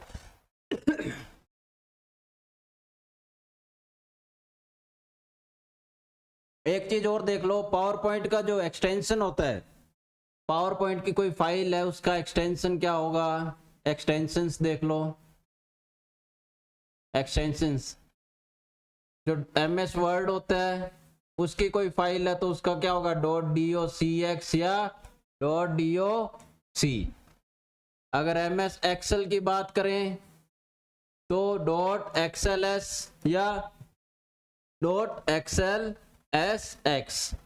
MS पावर पॉइंट की बात करें तो इसका जो एक्सटेंशन होता है वो कौन होता है, .ppt या .pptx, X फॉर XML, ठीक है। तो ये जो एक्सटेंशंस है इनको ढंग से याद कर लेना, डायरेक्ट पूछ लेता है कई बार क्वेश्चंस। स्लाइड शो शुरू करने के लिए निम्न में से किस शॉर्टकट कुंजी का उपयोग किया जाता है। शॉर्टकट कीज आपको लिखवाई थी क्लास के अंदर, उन सारी शॉर्टकट कीज को आपको देख के जाना है, रिवाइज करके जाना है। तो यहाँ पर वही क्वेश्चन पूछ रहा है, निम्न में से कौन सी शॉर्टकट की है जो स्लाइड को स्टार्ट करने का काम आता है। जो स्लाइड्स हमने बनाई है पावर पॉइंट के अंदर, उन स्लाइड्स को प्रेजेंट करने के लिए कौन सी कुंजी का यूज करते हैं, तो वो होती है F5। निम्नलिखित में से कौन सी वर्तमान प्रस्तुति के बीच एक नई स्लाइड सम्मिलित करने की शॉर्टकट कुंजी है। निम्नलिखित में से कौन सी वर्तमान प्रस्तुति के बीच एक नई स्लाइड ऐड करने के लिए। ये क्वेश्चन बहुत बार पूछा गया क्वेश्चंस में, क्योंकि ये कंफ्यूज करने वाला क्वेश्चन है। क्या पूछ रहा है ये, नई स्लाइड पूछ रहा है, नई स्लाइड पूछ रहा है, नई स्लाइड। क्वेश्चन ध्यान से सुन लेना, नई स्लाइड पूछ रहा है, नई फाइल नहीं बोल रहा है और या नई प्रेजेंटेशन नहीं बोल रहा है, नई स्लाइड ऐड करनी है, मतलब नया पेज ऐड करना है इसने। तो नया स्लाइड ऐड करने के लिए होती है Ctrl+M। हम देखते नहीं है, Ctrl+N देखा मतलब नई फाइल बनाने के लिए कौन होता है, Ctrl+N, नई फाइल बनाई और इसको टिक कर दिया। यहाँ पर टिक नहीं करना, आपको देखना है वो पूछ क्या रहा है, नई स्लाइड के लिए पूछ रहा है, ना कि वो नई प्रेजेंटेशन या नई फाइल बनाने के लिए। तो यहाँ पर ध्यान रखना आपको, नई स्लाइड के लिए होती है Ctrl+M होती है। Ctrl+N किसके लिए होती है, न्यू फाइल बनाने के लिए होती है या नई प्रेजेंटेशन फाइल बनाने के लिए। ये किसके लिए होता है, हाइपरलिंक के लिए, ये ओपन करने के लिए, कोई फाइल बनी हुई है उसको ओपन करना। The maximum percentage of zoom in power point, ये हम जूम की बात अभी कर चुके थे, कितना होता है मैक्सिमम 400 और मिनिमम 10, ठीक है। What we have to type in the run dialog box to open PowerPoint. ये क्वेश्चन देखो भाई बहुत बार पूछता है, पावर पॉइंट का भी पूछ लेता है, वर्ड का भी पूछ लेता है। तो ये पूछ क्या रहा है, जो डेस्कटॉप होता है उसके नीचे नीचे एक टास्क बार होती है, यहाँ पर जो स्टार्ट का बटन होता है उसके अंदर एक कमांड होती है रन की। जैसे ही रन पे हम क्लिक करते हैं तो एक छोटा सा डायलॉग बॉक्स ओपन होता है। इसके अंदर हमें एक जो भी एप्लीकेशन ओपन करनी है तो उसका कुछ एक नाम, यूनिक नाम दिए होते हैं।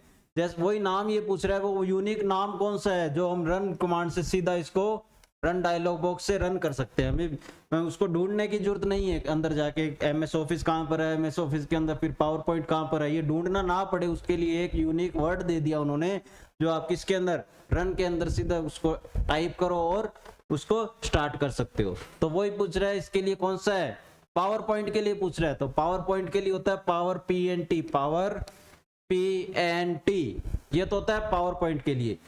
एमएस वर्ड के लिए कौन सा होगा, एमएस वर्ड के लिए होता है विन वर्ड। ये स्पेस नहीं है बीच में, ध्यान रख लेना, ये स्पेस हटा देते हैं। विन वर्ड ये होता है एमएस वर्ड के लिए। और एमएस एक्सेल के लिए, एमएस एक्सेल अगर ओपन करना है तो सीधा ही एक्सेल लिखना होता है, एक्सेल। इसको याद रखना, ये क्वेश्चन बहुत बार पूछा है।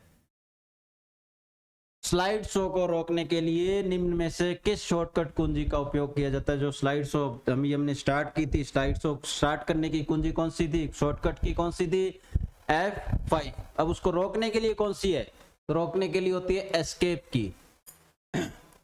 ये ओपन करने के लिए कोई पहले से फाइल बनी हुई है, ये न्यू फाइल के लिए, ये हाइपरलिंक के लिए, बार बार वही शॉर्टकट की जा रही है। तो एस्केप की जो होती है वो उसको रोकने के लिए होती है। पावर पॉइंट प्रेजेंटेशन के भाग के रूप में चार्ट सम्मिलित करने के लिए निम्न में से कौन सा विकल्प सही है। तो यहाँ पर ये थोड़ा सा क्वेश्चन आपको घुमा कर दे दिया इसने, ऑप्शंस में इसने थोड़ा सा कंफ्यूज किया है। भी सीधा ये पूछ रहा है भी चार्ट कौन सी टैब का एक ऑप्शन है, क्वेश्चन ये पूछना चाहता है भी चार्ट जो है वो किस टैब में आता है। तो चार्ट किस में होता है, हमें पता है चार्ट किस में होता है, इंसर्ट में होता है।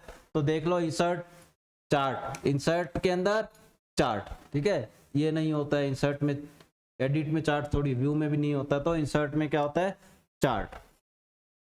चार्ट अलग अलग थे, part by bar chart, pie chart, column chart, scatter chart, कुछ एक चार्ट्स के टाइप है ये, bar chart, pie chart, column chart, scatter chart, और भी होते हैं लाइन चार्ट।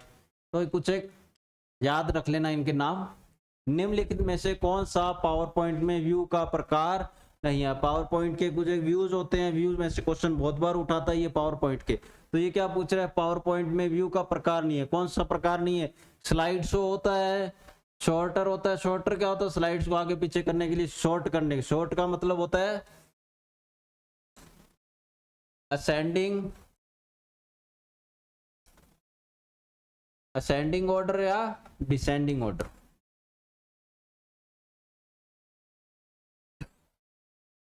शॉर्ट का मतलब होता है एक ऑर्डर में उसको सेट करना। नॉर्मल व्यू होता है, प्रकार नहीं है पूछा है इसने भाई, देखो ये प्रकार नहीं है, इस नहीं का खास कर ध्यान रखना है हमें, नहीं का खास कर ध्यान रखना है, कहां पर नहीं लगा है, कहां पर लगा है, ठीक है। तो यहाँ पर नहीं लगा हुआ है तो ये सारे व्यूज होते हैं, all none of the above इसके अंदर ऑप्शन आ जाएगा। नेक्स्ट देखो, निम्न में से कौन सी शॉर्टकट कुंजी का उपयोग स्लाइड में टेक्स्ट को केंद्र में संरेखित करने के लिए किया जाता है। टेक्स्ट को सेंटर में करने के लिए कौन सी शॉर्टकट की है। जैसे हम टेक्स्ट लिख रहे हैं, क्या क्वेश्चन पूछ रहा है समझना इसको। जैसे हम टेक्स्ट लिखना कहां से स्टार्ट करते हैं, नॉर्मली तो हम लेफ्ट से स्टार्ट करते हैं, यहां से स्टार्ट करते हैं। जैसे हेलो वर्ल्ड, ये तो गया लेफ्ट से। ये क्या पूछ रहा है, स्लाइड को टेक्स्ट को केंद्र में संरेखित, मतलब सेंटर से लिखा जाए, सेंटर से लिखना स्टार्ट करे हेलो वर्ल्ड। अगर कोई टेक्स्ट है उसको सेंटर से लिखना स्टार्ट करना तो उसकी शॉर्टकट की कौन सी है। या कोई टेक्स्ट लिखा हुआ उसको सेंटर अलाइन करना, सेंटर में रखना है, तो उसके लिए शॉर्टकट की होती है Ctrl+E। अलाइन कौन कौन से होते हैं देखो, एक तो होता है सेंटर अलाइन, लेफ्ट, राइट और जस्टिफाई। ये 4 अलाइन होते हैं, text align, left, right, centre और जस्टिफाई। सेंटर में तो आपको समझ आ गया, जो सेंटर से लिखना स्टार्ट करेगा, स्क्रीन के जो सेंटर है वहां से लिखना स्टार्ट करेगा। लेफ्ट जो लेफ्ट से लिखना स्टार्ट करेगा, राइट जो राइट से लिखना स्टार्ट करेगा। अब जस्टिफाई क्या होता है? जस्टिफाई होता है जैसे हम कोई नॉर्मल बुक्स होती हैं तो उसके अंदर लास्ट में जो ये जो स्पेस होता है, ये क्या होता है, सारी लाइंस का सेम होता है, वो होता है जस्टिफाई, ताकि देखने में वो अट्रैक्टिव लगे, खराब नहीं लगे, उसके लिए जस्टिफाई किया जाता है। क्योंकि कई बार टेक्स्ट जो लिख रहे हैं वो कई बार लास्ट में जगह बच जाती है, नई लाइन में चला जाता है, तो उस बची हुई लाइन को कवर करने के लिए जस्टिफाई का यूज किया जाता है। दोनों तरफ से बराबर कर देता है ये। सेंटर के लिए कंट्रोल ई, लेफ्ट के लिए कौन सी होती है? कंट्रोल एल, कंट्रोल आर और कंट्रोल जे। जस्टिफाई के लिए शॉर्टकट की होती है कंट्रोल प्लस जे। कंप्यूटर 5 मूल कार्य क्रियान्वित करता है, जो इनपुट है, आउटपुट है, डैश, स्टोरेज और कंट्रोल।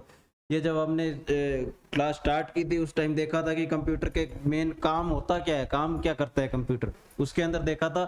तो इनपुट हो गया, आउटपुट हो गया, प्रोसेस, फिर स्टोरेज और कंट्रोल, ये 5 कंप्यूटर के मेन काम होते हैं। और ये देखो क्वेश्चन आया भी हुआ है कांस्टेबल 8/11/2020 के अंदर। कंप्यूटर के अंदर कोई ज्यादा हार्ड क्वेश्चंस नहीं पूछता है, वही क्वेश्चंस पूछता है जो लगभग आप उनसे फेमिलियर होते हो। कंप्यूटर तो सबका एक तरह से, सब कंप्यूटर को हर कोई जानता है, कंप्यूटर के ज्यादा हार्ड क्वेश्चंस नहीं है। कंप्यूटर किसके लिए प्रयोग किया जाता है? तो वैसे भी क्वेश्चन पूछ लिए, देखो बिल्कुल ही आसान पूछा है। ग्रेड 3 एग्जाम 19/9/2020 को आया था, लाइब्रेरियन के एग्जाम में आया था। कंप्यूटर किसके लिए प्रयोग किया जाता है? बिल्कुल आसान क्वेश्चन है। कंप्यूटिंग के काम आता है, वर्ड प्रोसेसिंग के काम आता है, प्रलेखों के संग्रहण के काम भी आता है। तो ये सभी तो इस तरह के बिल्कुल ही आसान क्वेश्चन आते हैं। बस आप इस जो क्लास है उसको आप एक बार देख लेना, रिवाइज हो जाएगा आपका सारा सिलेबस जो कंप्यूटर का है। कोई 1-2 टॉपिक कोई रह भी गया है तो वो भी इस एमसीक्यू के अंदर कवर हो जाएगा। नेक्स्ट देखो, संसार का पहला गणक यंत्र क्या है? अब ये देखो, ये बिल्कुल ही आसान क्वेश्चन है।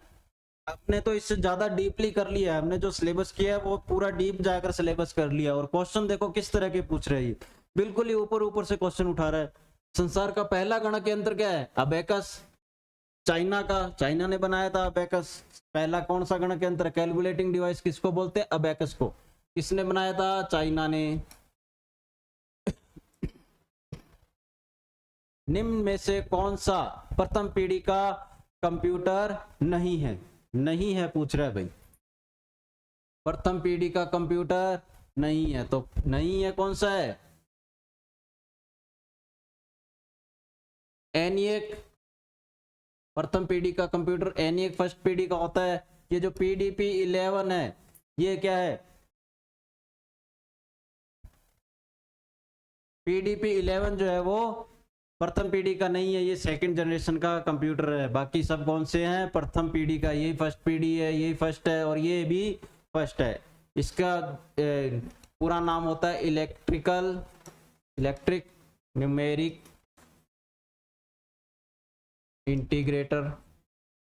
Integrated and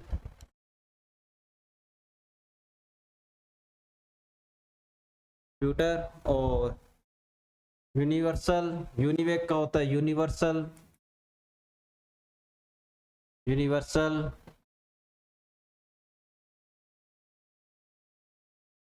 automatic computer. ठीक है, अब इनकी फुल फॉर्म याद रखना। IBM होता है इंटरनेशनल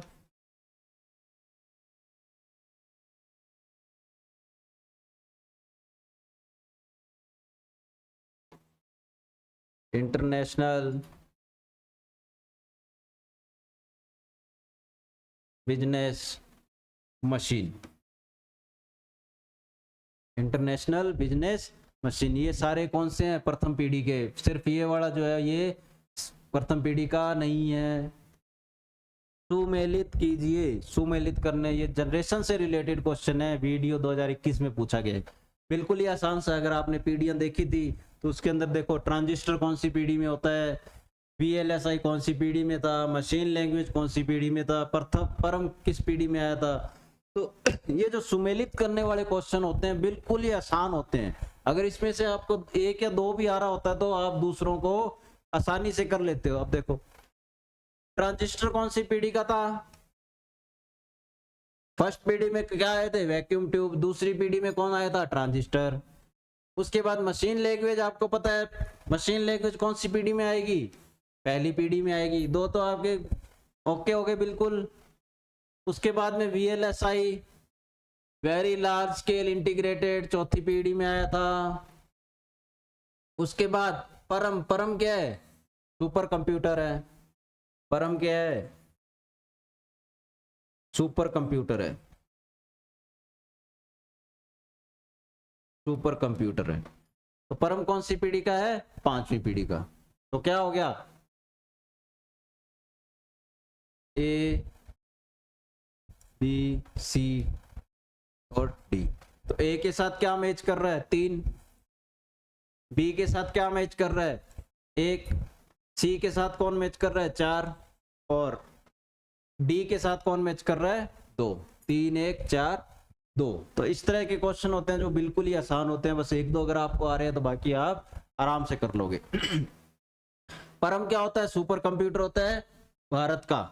जो परम सुपर कंप्यूटर, पहला जो सुपर कंप्यूटर था परम 8000।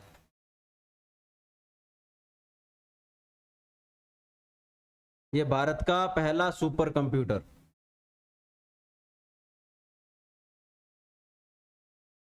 भारत का पहला सुपर कंप्यूटर, परम 8000। निम्न में से आकार में सबसे छोटा कंप्यूटर कौन सा है।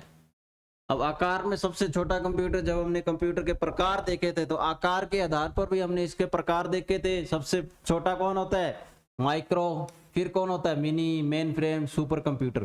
तो बिल्कुल ही आसान सा क्वेश्चन पूछ लिया। देखो हेडमास्टर के एग्जाम में आया हुआ है, बिल्कुल ही आसान क्वेश्चन आते हैं कंप्यूटर का। जो ये जो कंपटीशन एग्जाम्स होते हैं, CET हो गया या जो हेडमास्टर हो गए, वीडियो हो गए, इस तरह के जो एग्जाम्स होते हैं उसके अंदर जो कंप्यूटर के क्वेश्चन पूछे जाते हैं वो बिल्कुल ही आसान से पूछे जाते हैं।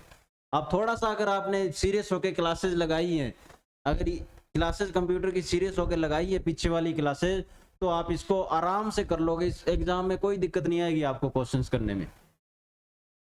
अब देखो सुपर कंप्यूटिंग के पिता के रूप में किसे जाना जाता है। अब ये LDC के एग्जाम में आया हुआ है, बिल्कुल आसान क्वेश्चन है। पिता पूछ लिया इसका, कम सुपर कंप्यूटर के पिता, फादर ऑफ सुपर कंप्यूटर कौन होता है, सैमुर क्रे।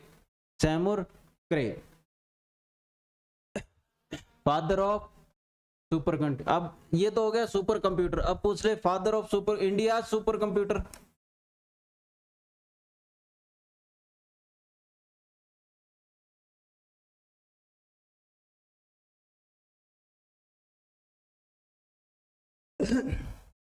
इंडिया सुपर कंप्यूटर, तो उसमें क्या आएगा, विजय पी भटकर। भारतीय सुपर कंप्यूटर के पिता कौन है, विजय पी भटकर। इस चीज को आप ध्यान रखना, ये क्वेश्चन काफी इंपॉर्टेंट है, पूछा जा सकता है। भारत के प्रथम सुपर कंप्यूटर परम, ये देखो क्वेश्चन में आ गया, भारत का प्रथम सुपर कंप्यूटर कौन सा है, परम 8000 का शुभारंभ वर्ष में किया गया था। तो कब स्टार्ट किया था इसको, 1991 में। ये क्वेश्चन भी तैयार रखना आपको, भारत का पहला सुपर कंप्यूटर परम 8000 और कौन से साल में हुआ था, 1991 में। और आया हुआ देखो LDC के एग्जाम में आया हुआ क्वेश्चन है ये। यहाँ पर जितने भी क्वेश्चन लगभग आए हुए होते हैं और जो इंपॉर्टेंट क्वेश्चन है सिर्फ उन्हीं को इंक्लूड किया हुआ है, इधर उधर के क्वेश्चन नहीं डाले हुए हैं, क्योंकि ये लास्ट टाइम है, MCQ की क्लास है, तो जितना उसके इंपॉर्टेंट मैटर इसके अंदर लाए गए। अब देखो भारत में निर्मित प्रथम कंप्यूटर का क्या नाम था, भारत का पहला कंप्यूटर का नाम क्या था, सिद्धार्थ। सिद्धार्थ था भारत का पहला कंप्यूटर। कार में लगा हुआ गति मापक यंत्र, कार में लगा हुआ गति मापक यंत्र, उसको क्या बोलते हैं, वो पूछा है किस तरह का होता है, एनालॉग होता है, डिजिटल होता है, हाइब्रिड होता है। तो वो क्या होता है, एनालॉग होता है। हमने देखा था एनालॉग कंप्यूटर कौन से होते हैं, जो स्वतः ही बाहर के एनवायरनमेंट से डेटा लेते हैं और उसको प्रदर्शित करते हैं, वो एनालॉग होते हैं। डिजिटल में क्या होता है, डिजिटल में यूजर उसको कंप्यूटर को डेटा देता है। नेक्स्ट देखो, कंट्रोल शिफ्ट और ऑल्ट को कुंजियां कहा जाता है। कंट्रोल शिफ्ट और ऑल्ट को कौन सी कुंजी कहा जाता है, तो इनको क्या जाता है, मॉडिफायर। इनको कौन सी कीज बोला जाता है, मॉडिफायर। फंक्शनल कीज कौन सी होती है, F1 F2 यहां से लेकर F12 तक। F12 तक कीज होती है फंक्शनल कीज, उनको क्या बोला जाता है, functional keys. Alpha numeric keys, adjustment ये नहीं है। अब कीबोर्ड के अंदर कीज देखी थी हमने, मॉडिफायर में कंट्रोल एक टॉगल कीज होती है, टॉगल की। टॉगल कीज कौन कौन सी होती हैं, caps lock, scroll lock, num lock. तो ये जितने भी कीज है उनको टॉगल कीज बोला जाता है। इसको याद रखना, टॉगल का मतलब क्या होता है, एक बार ऑन हो गया और एक बार ऑफ हो गया। अगर ऑन है तो उसका उल्टा हो जाएगा, अगर ऑफ है तो उसका ऑन हो जाएगा, उसको बोलते हैं टॉगल, उल्टा। अब देखो, जंक ईमेल को डैश भी कहा जाता है। जंक ईमेल को क्या बोलते हैं, स्पैम। जो हमारी ईमेल होती है उसके अंदर एक इनबॉक्स होता है, आउटबॉक्स, सेंड बॉक्स होता है, और एक स्पैम भी होता है। स्पैम का मतलब होता है जंक ईमेल, जो गलत ईमेल है या जिसके अंदर कोई सब्जेक्ट नहीं डाला हुआ, जो इनकरेक्ट मेल है, तो वो किस में चला जाता है, स्पैम में चला जाता है, इनबॉक्स में नहीं जाता है। डिफॉल्ट रूप से आपके दस्तावेज डैश मोड में प्रिंट होते हैं। किस मोड में प्रिंट होते हैं, जो आप वर्ड के अंदर कोई डॉक्यूमेंट बना रहे हो तो उसके अंदर वो पूछ रहा है कौन सा ओरिएंटेशन हो रहा था। ओरिएंटेशन हमने देखा था, ओरिएंटेशन दो तरह के होते हैं, एक तो होता है पोर्ट्रेट और लैंडस्केप। एक होता है पोर्ट्रेट और एक होता है लैंडस्केप। पोर्ट्रेट में क्या होता है, जिसकी हाइट ज्यादा होती है, जो वर्टिकल होता है। और लैंडस्केप में क्या होता है, जिसके अंदर विड्थ ज्यादा होती है, जिसको हॉरिजॉन्टली बोलते हैं। जैसे ये हमारा बोर्ड है, ये बोर्ड किस शेप में है, लैंडस्केप में। और हमारी जो सिंपल नोट्स होते हैं, बुक्स होती है, वो किस फॉर्म में होता है, पोर्ट्रेट में। ठीक है, तो अब यहाँ पे क्या पूछा, डिफॉल्ट रूप से, डिफॉल्ट रूप में क्या होता है, पोर्ट्रेट होता है। समझ आ गया। ओरिएंटेशन दो होते हैं, एक होता है लैंड पोर्ट्रेट और एक होता है लैंडस्केप। पोर्ट्रेट क्या होता है, जिसके अंदर हाइट ज्यादा होती है और विड्थ कम होती है। लैंडस्केप में विड्थ ज्यादा होती है और हाइट कम होती है। वीडियो मॉनिटर पर निम्न में से कौन सा सबसे छोटा दृश्य तत्व है। सबसे छोटा, ये कोई स्क्रीन है या कोई इमेज है, उसकी सबसे छोटी यूनिट पूछ रहा है। सबसे छोटी यूनिट कौन सी होती है, कैरेक्टर नहीं है, पिक्सल। कोई भी इमेज होती है वो किससे मिलकर बनी होती है, पिक्सल्स से। छोटे छोटे जो डॉट्स होते हैं, पिक्सल्स बोलते हैं। छोटे छोटे जो होते हैं ये डॉट्स, इनकी सहायता से इमेज बनी होती है, इनको क्या बोलते हैं, पिक्सल्स बोलते हैं। ठीक है, बिट और बाइट तो मेमोरी की इकाइयां हैं। अब देखो, निम्नलिखित में से कौन सा प्रोग्राम आपको पंक्तियों और स्तंभों से संबंधित संख्याओं की गणना करने में सक्षम बनाता है। क्वेश्चन जरूर इसने बड़ा दे दिया, थोड़ा सा घुमा रहा है क्वेश्चन के अंदर। क्या पूछ रहा है, कौन सा प्रोग्राम आपको पंक्तियों और स्तंभों से संबंधित संख्याओं की गणना करने में सक्षम बनाता है। मतलब जिसमें पंक्तियां हैं और स्तंभ है, जिसमें क्या है, रोज है और कॉलम्स है। अब रोज और कॉलम्स की जैसे ही बात आती है तो हम कहां पर जाते हैं, स्प्रेडशीट पर जाते हैं। स्प्रेडशीट कौन सा, MS एक्सेल। तो इसके अंदर स्प्रेडशीट है, ये रहा स्प्रेडशीट प्रोग्राम, MS एक्सेल। कहाँ होती है रोज और कॉलम, MS एक्सेल में ही होती है। उसके अंदर ब्लैंक पेज तो होता ही नहीं है, उसके अंदर या तो रोज और कॉलम्स की फॉर्म में, जितने भी पेज होते हैं वो रो कॉलम की फॉर्म में होते हैं। Word program, MS Word, word processor बोलते हैं जिनको। ठीक है, ये हो गए। और एमएस पावर पॉइंट को क्या बोलते हैं, ये दोबारा से रिमाइंड हो रहे हैं सारे पॉइंट्स, एमएस पावर जितने भी पॉइंट है वो सारे दोबारा से रिमाइंड हो रहे हैं, दोबारा से याद करो इनको। एमएस पावर पॉइंट को क्या बोलते हैं, प्रेजेंटेशन, प्रेजेंटेशन प्रोग्राम या प्रेजेंटेशन सॉफ्टवेयर। निम्न में से कौन सा आउटपुट डिवाइस है, इनपुट आउटपुट डिवाइस का क्वेश्चन पूछ लिया, सिंपल सा क्वेश्चन है। आउटपुट डिवाइस पूछा है, कीबोर्ड कौन सा है, इनपुट डिवाइस है, क्योंकि कीबोर्ड का काम क्या होता है, यूजर से डेटा लेने का काम होता है। माउस क्या होता है, ये भी इनपुट डिवाइस है, ये भी क्या करता है, यूजर से डेटा लेता है। इसको क्या बोलते हैं, माउस को क्या बोलते हैं, पॉइंटिंग डिवाइस। ये नाम याद रखना, कहीं माउस ना लिखा और पॉइंटिंग डिवाइस लिखा हुआ आ जाए तो आप उसको माउस ही समझना। अगर वो घुमाने के लिए क्या लिख दे, पॉइंटिंग डिवाइस लिख दे, तो आप कंफ्यूज मत होना भी पॉइंटिंग डिवाइस क्या होता है। माउस को क्या बोला जाता है, पॉइंटिंग डिवाइस बोला जाता है। लाइट पेन, लाइट पेन क्या होता है, ये भी इनपुट डिवाइस होता है। VDU, अब इसने क्या कर दिया, VDU दे दिया। अगर यही आपको पूरा नाम दे देता, विजुअल डिस्प्ले यूनिट, तो आप हाथों हाथ इसको समझ जाते, लेकिन इसने थोड़ा सा इसको घुमा दिया, क्या कर दिया, VDU लिख दिया। तो VDU क्या होता है, विजुअल डिस्प्ले, डिस्प्ले यूनिट, मतलब क्या हो गया, ये मॉनिटर, मॉनिटर की बात कर रहा है। मॉनिटर क्या होता है, आउटपुट डिवाइस होता है, विजुअल डिस्प्ले यूनिट, VDU। निम्न में से कौन नोटपैड का एक्सटेंशन है, नोटपैड का एक्सटेंशन पूछा है। नोटपैड का नोटपैड का काम क्या होता है, नोटपैड का काम होता है सिंपल टेक्स्ट बनाने का काम होता है। अब इस चीज को समझना, नोटपैड क्या, नोटपैड होता है एक होता है नोटपैड, एक होता है वर्ड पैड, और एक चीज होती है MS वर्ड। तीनों का काम सेम ही है, तीनों का काम है डॉक्यूमेंट बनाना। बस डिफरेंस क्या है, नोटपैड के अंदर क्या होते हैं, ऑप्शंस कम होते हैं। नोटपैड से ज्यादा ऑप्शंस किस में आते हैं, वर्ड पैड में। फॉर्मेटिंग के ऑप्शंस आ जाते हैं, कलरिंग आ जाती है, उसके स्टाइल्स आ जाते हैं, फॉन्ट के साइज आ जाते हैं। और उससे भी ज्यादा अगर आपको फॉर्मेटिंग करनी है तो फिर किस में सबसे ज्यादा फॉर्मेटिंग किस में होती है, वो MS वर्ड में। ये किसका सीक्वेंस है, फॉर्मेटिंग सीक्वेंस है तीनों का।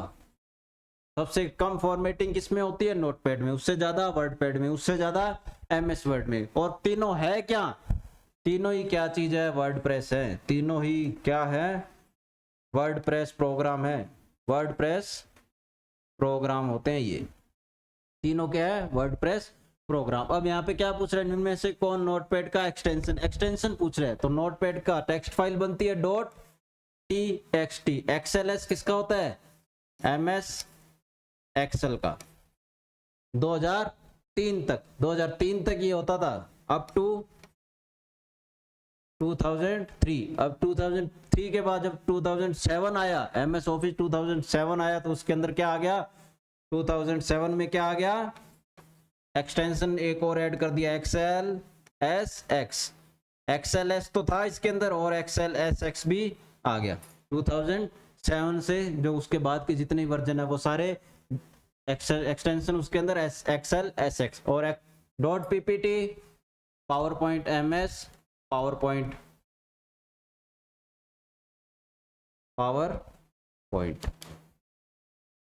MS power point. ये .ppt कहां तक था, अप टू 2003। और जैसे 2007 आया तो उसके अंदर 2007 में क्या आ गया, .ppt और X और लग गया, और .ppt तो एज इट इज इसके अंदर था। इस चीज को ध्यान रखना, क्वेश्चन कई बार पूछ लेता है 2003 का जो पावर पॉइंट है उसका एक्सटेंशन क्या है, या 2003 का जो वर्ड है उसका एक्सटेंशन क्या है। तो वर्ड की अगर बात करें, जो वर्ड अप टू 2003, अब 2003 तक जो था उसके अंदर .doc चलता था, और 2007 से क्या हो गया, .docx और .doc, मतलब ये .docx ऐड हो गया इसके अंदर। X belongs to XML। उसके बाद देखो बीएमपी क्या होता है? बीएमपी होता है कोई फाइल जो इमेज है उसका एक्सटेंशन होता है, ये इमेज एक्सटेंशन है ये। इसकी फुल फॉर्म देख लो, बीएमपी क्या होती है? बिटमैप पिक्चर, बिटमैप पिक्चर इसकी फुल फॉर्म होती है बिटमैप पिक्चर। समझ आ गया? चलो आगे। निम्नलिखित में से किस समूह में ग्राफिकल फाइल एक्सटेंशन शामिल है? Graphical file extension, graphical file का मतलब है इमेज फाइल की बात कर रहा है ये। तो इमेज के जो एक्सटेंशंस आपको लिखाए थे उसके अंदर ऑडियो के अलग लिखाया था, वीडियो के अलग लिखाए थे, इमेज के अलग लिखाए थे, DBMS के अलग लिखाए थे। तो जितने भी एक्सटेंशंस है एक बार उनको दोबारा से रिवाइज करके जरूर जाना। इस तरह के क्वेश्चन 99% चांस होता है कि एक्सटेंशन का क्वेश्चन वो पूछता ही पूछता है। तो इसके अंदर क्या पूछ रहा है? इमेज का एक्सटेंशन पूछ रहा है। JPG होता है, GIF होता है, BMP होता है। JPG, GIF और BMP। अब इसकी फुल फॉर्म देख लो। JPG को क्या बोलते हैं? JPG को क्या बोला जाता है? JPEG। अगर JPG और JPEG लिखा आ जाए तो दोनों को एक ही समझना, JPEG। अगर ये लिखा हुआ है JPG को तो भी वो JPG ही समझना उसको। इसका पूरा नाम क्या होगा? जॉइंट फोटोग्राफिक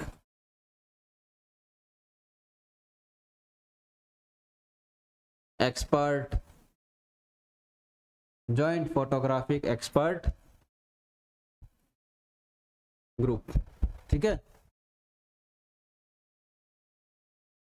उसके बाद देखते हैं कंप्यूटर की गति किस में मापी जाती है? कंप्यूटर की गति किस में मापी जाती है? गीगा हर्ट्ज में।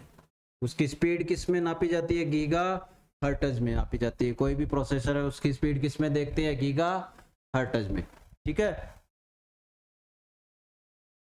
चलिए ये कुछ एक MCQs थे जो एग्जाम्स में आए हुए थे और जो आने आ सकते हैं। सिंपल सिंपल क्वेश्चन है, बिल्कुल ही आसान से क्वेश्चन है। एक बार इनको एग्जाम देने जाओ तो उससे पहले एक बार इनको रिवाइज जरूर करना। सिंपल सिंपल क्वेश्चन डायरेक्ट उठेंगे इसमें से, डायरेक्ट आपके एग्जाम्स में आपको क्वेश्चंस देखने को मिलेंगे इसके अंदर डायरेक्ट ही। तो कंप्यूटर का बिल्कुल ही आसान टॉपिक होता है, इसके अंदर ज्यादा डीप क्वेश्चन नहीं पूछे जाते। हमने अभी देखे भी थे किस तरह के क्वेश्चन 2021 के एग्जाम में, कोई पुराना एग्जाम नहीं है। तो उस तरह के 2020 का एग्जाम हुआ, 21 का हुआ, 23 का एग्जाम था, तो उनके क्वेश्चन किस तरह कैसे पूछे जाते हैं वो हमने देख लिए। तो एक बार आप अपनी तैयारी का जो लेवल देखना है तो आप इन क्वेश्चन से आप उन लेवल को देख लो कि आपने तैयारी कहाँ तक कर ली है, आपको तैयारी की और जरूरत है या नहीं है। तो इनको एक बार रिवाइज कर लेना, बस लास्ट टाइम है, इसको एक बार रिवाइज करके चले जाना। आपका कंप्यूटर का जो टॉपिक है वो पूरी तरह से कवर हो जाएगा। एग्जाम के जितने भी क्वेश्चन होंगे वो सारे इसके अंदर से ही मिल जाएंगे आपको। ठीक है, तो अपनी तैयारी को कंटिन्यू रखो, ज्यादा स्ट्रेस नहीं लेना है। लास्ट टाइम है, नया टॉपिक मत छेड़ना, जो आपके पास अवेलेबल है ज्यादा से ज्यादा MCQ निकालने की कोशिश करना। MCQ से आपके जितने भी टॉपिक है वो सारे रिवाइज होते जाएंगे। ठीक है, तो बेस्ट ऑफ लक।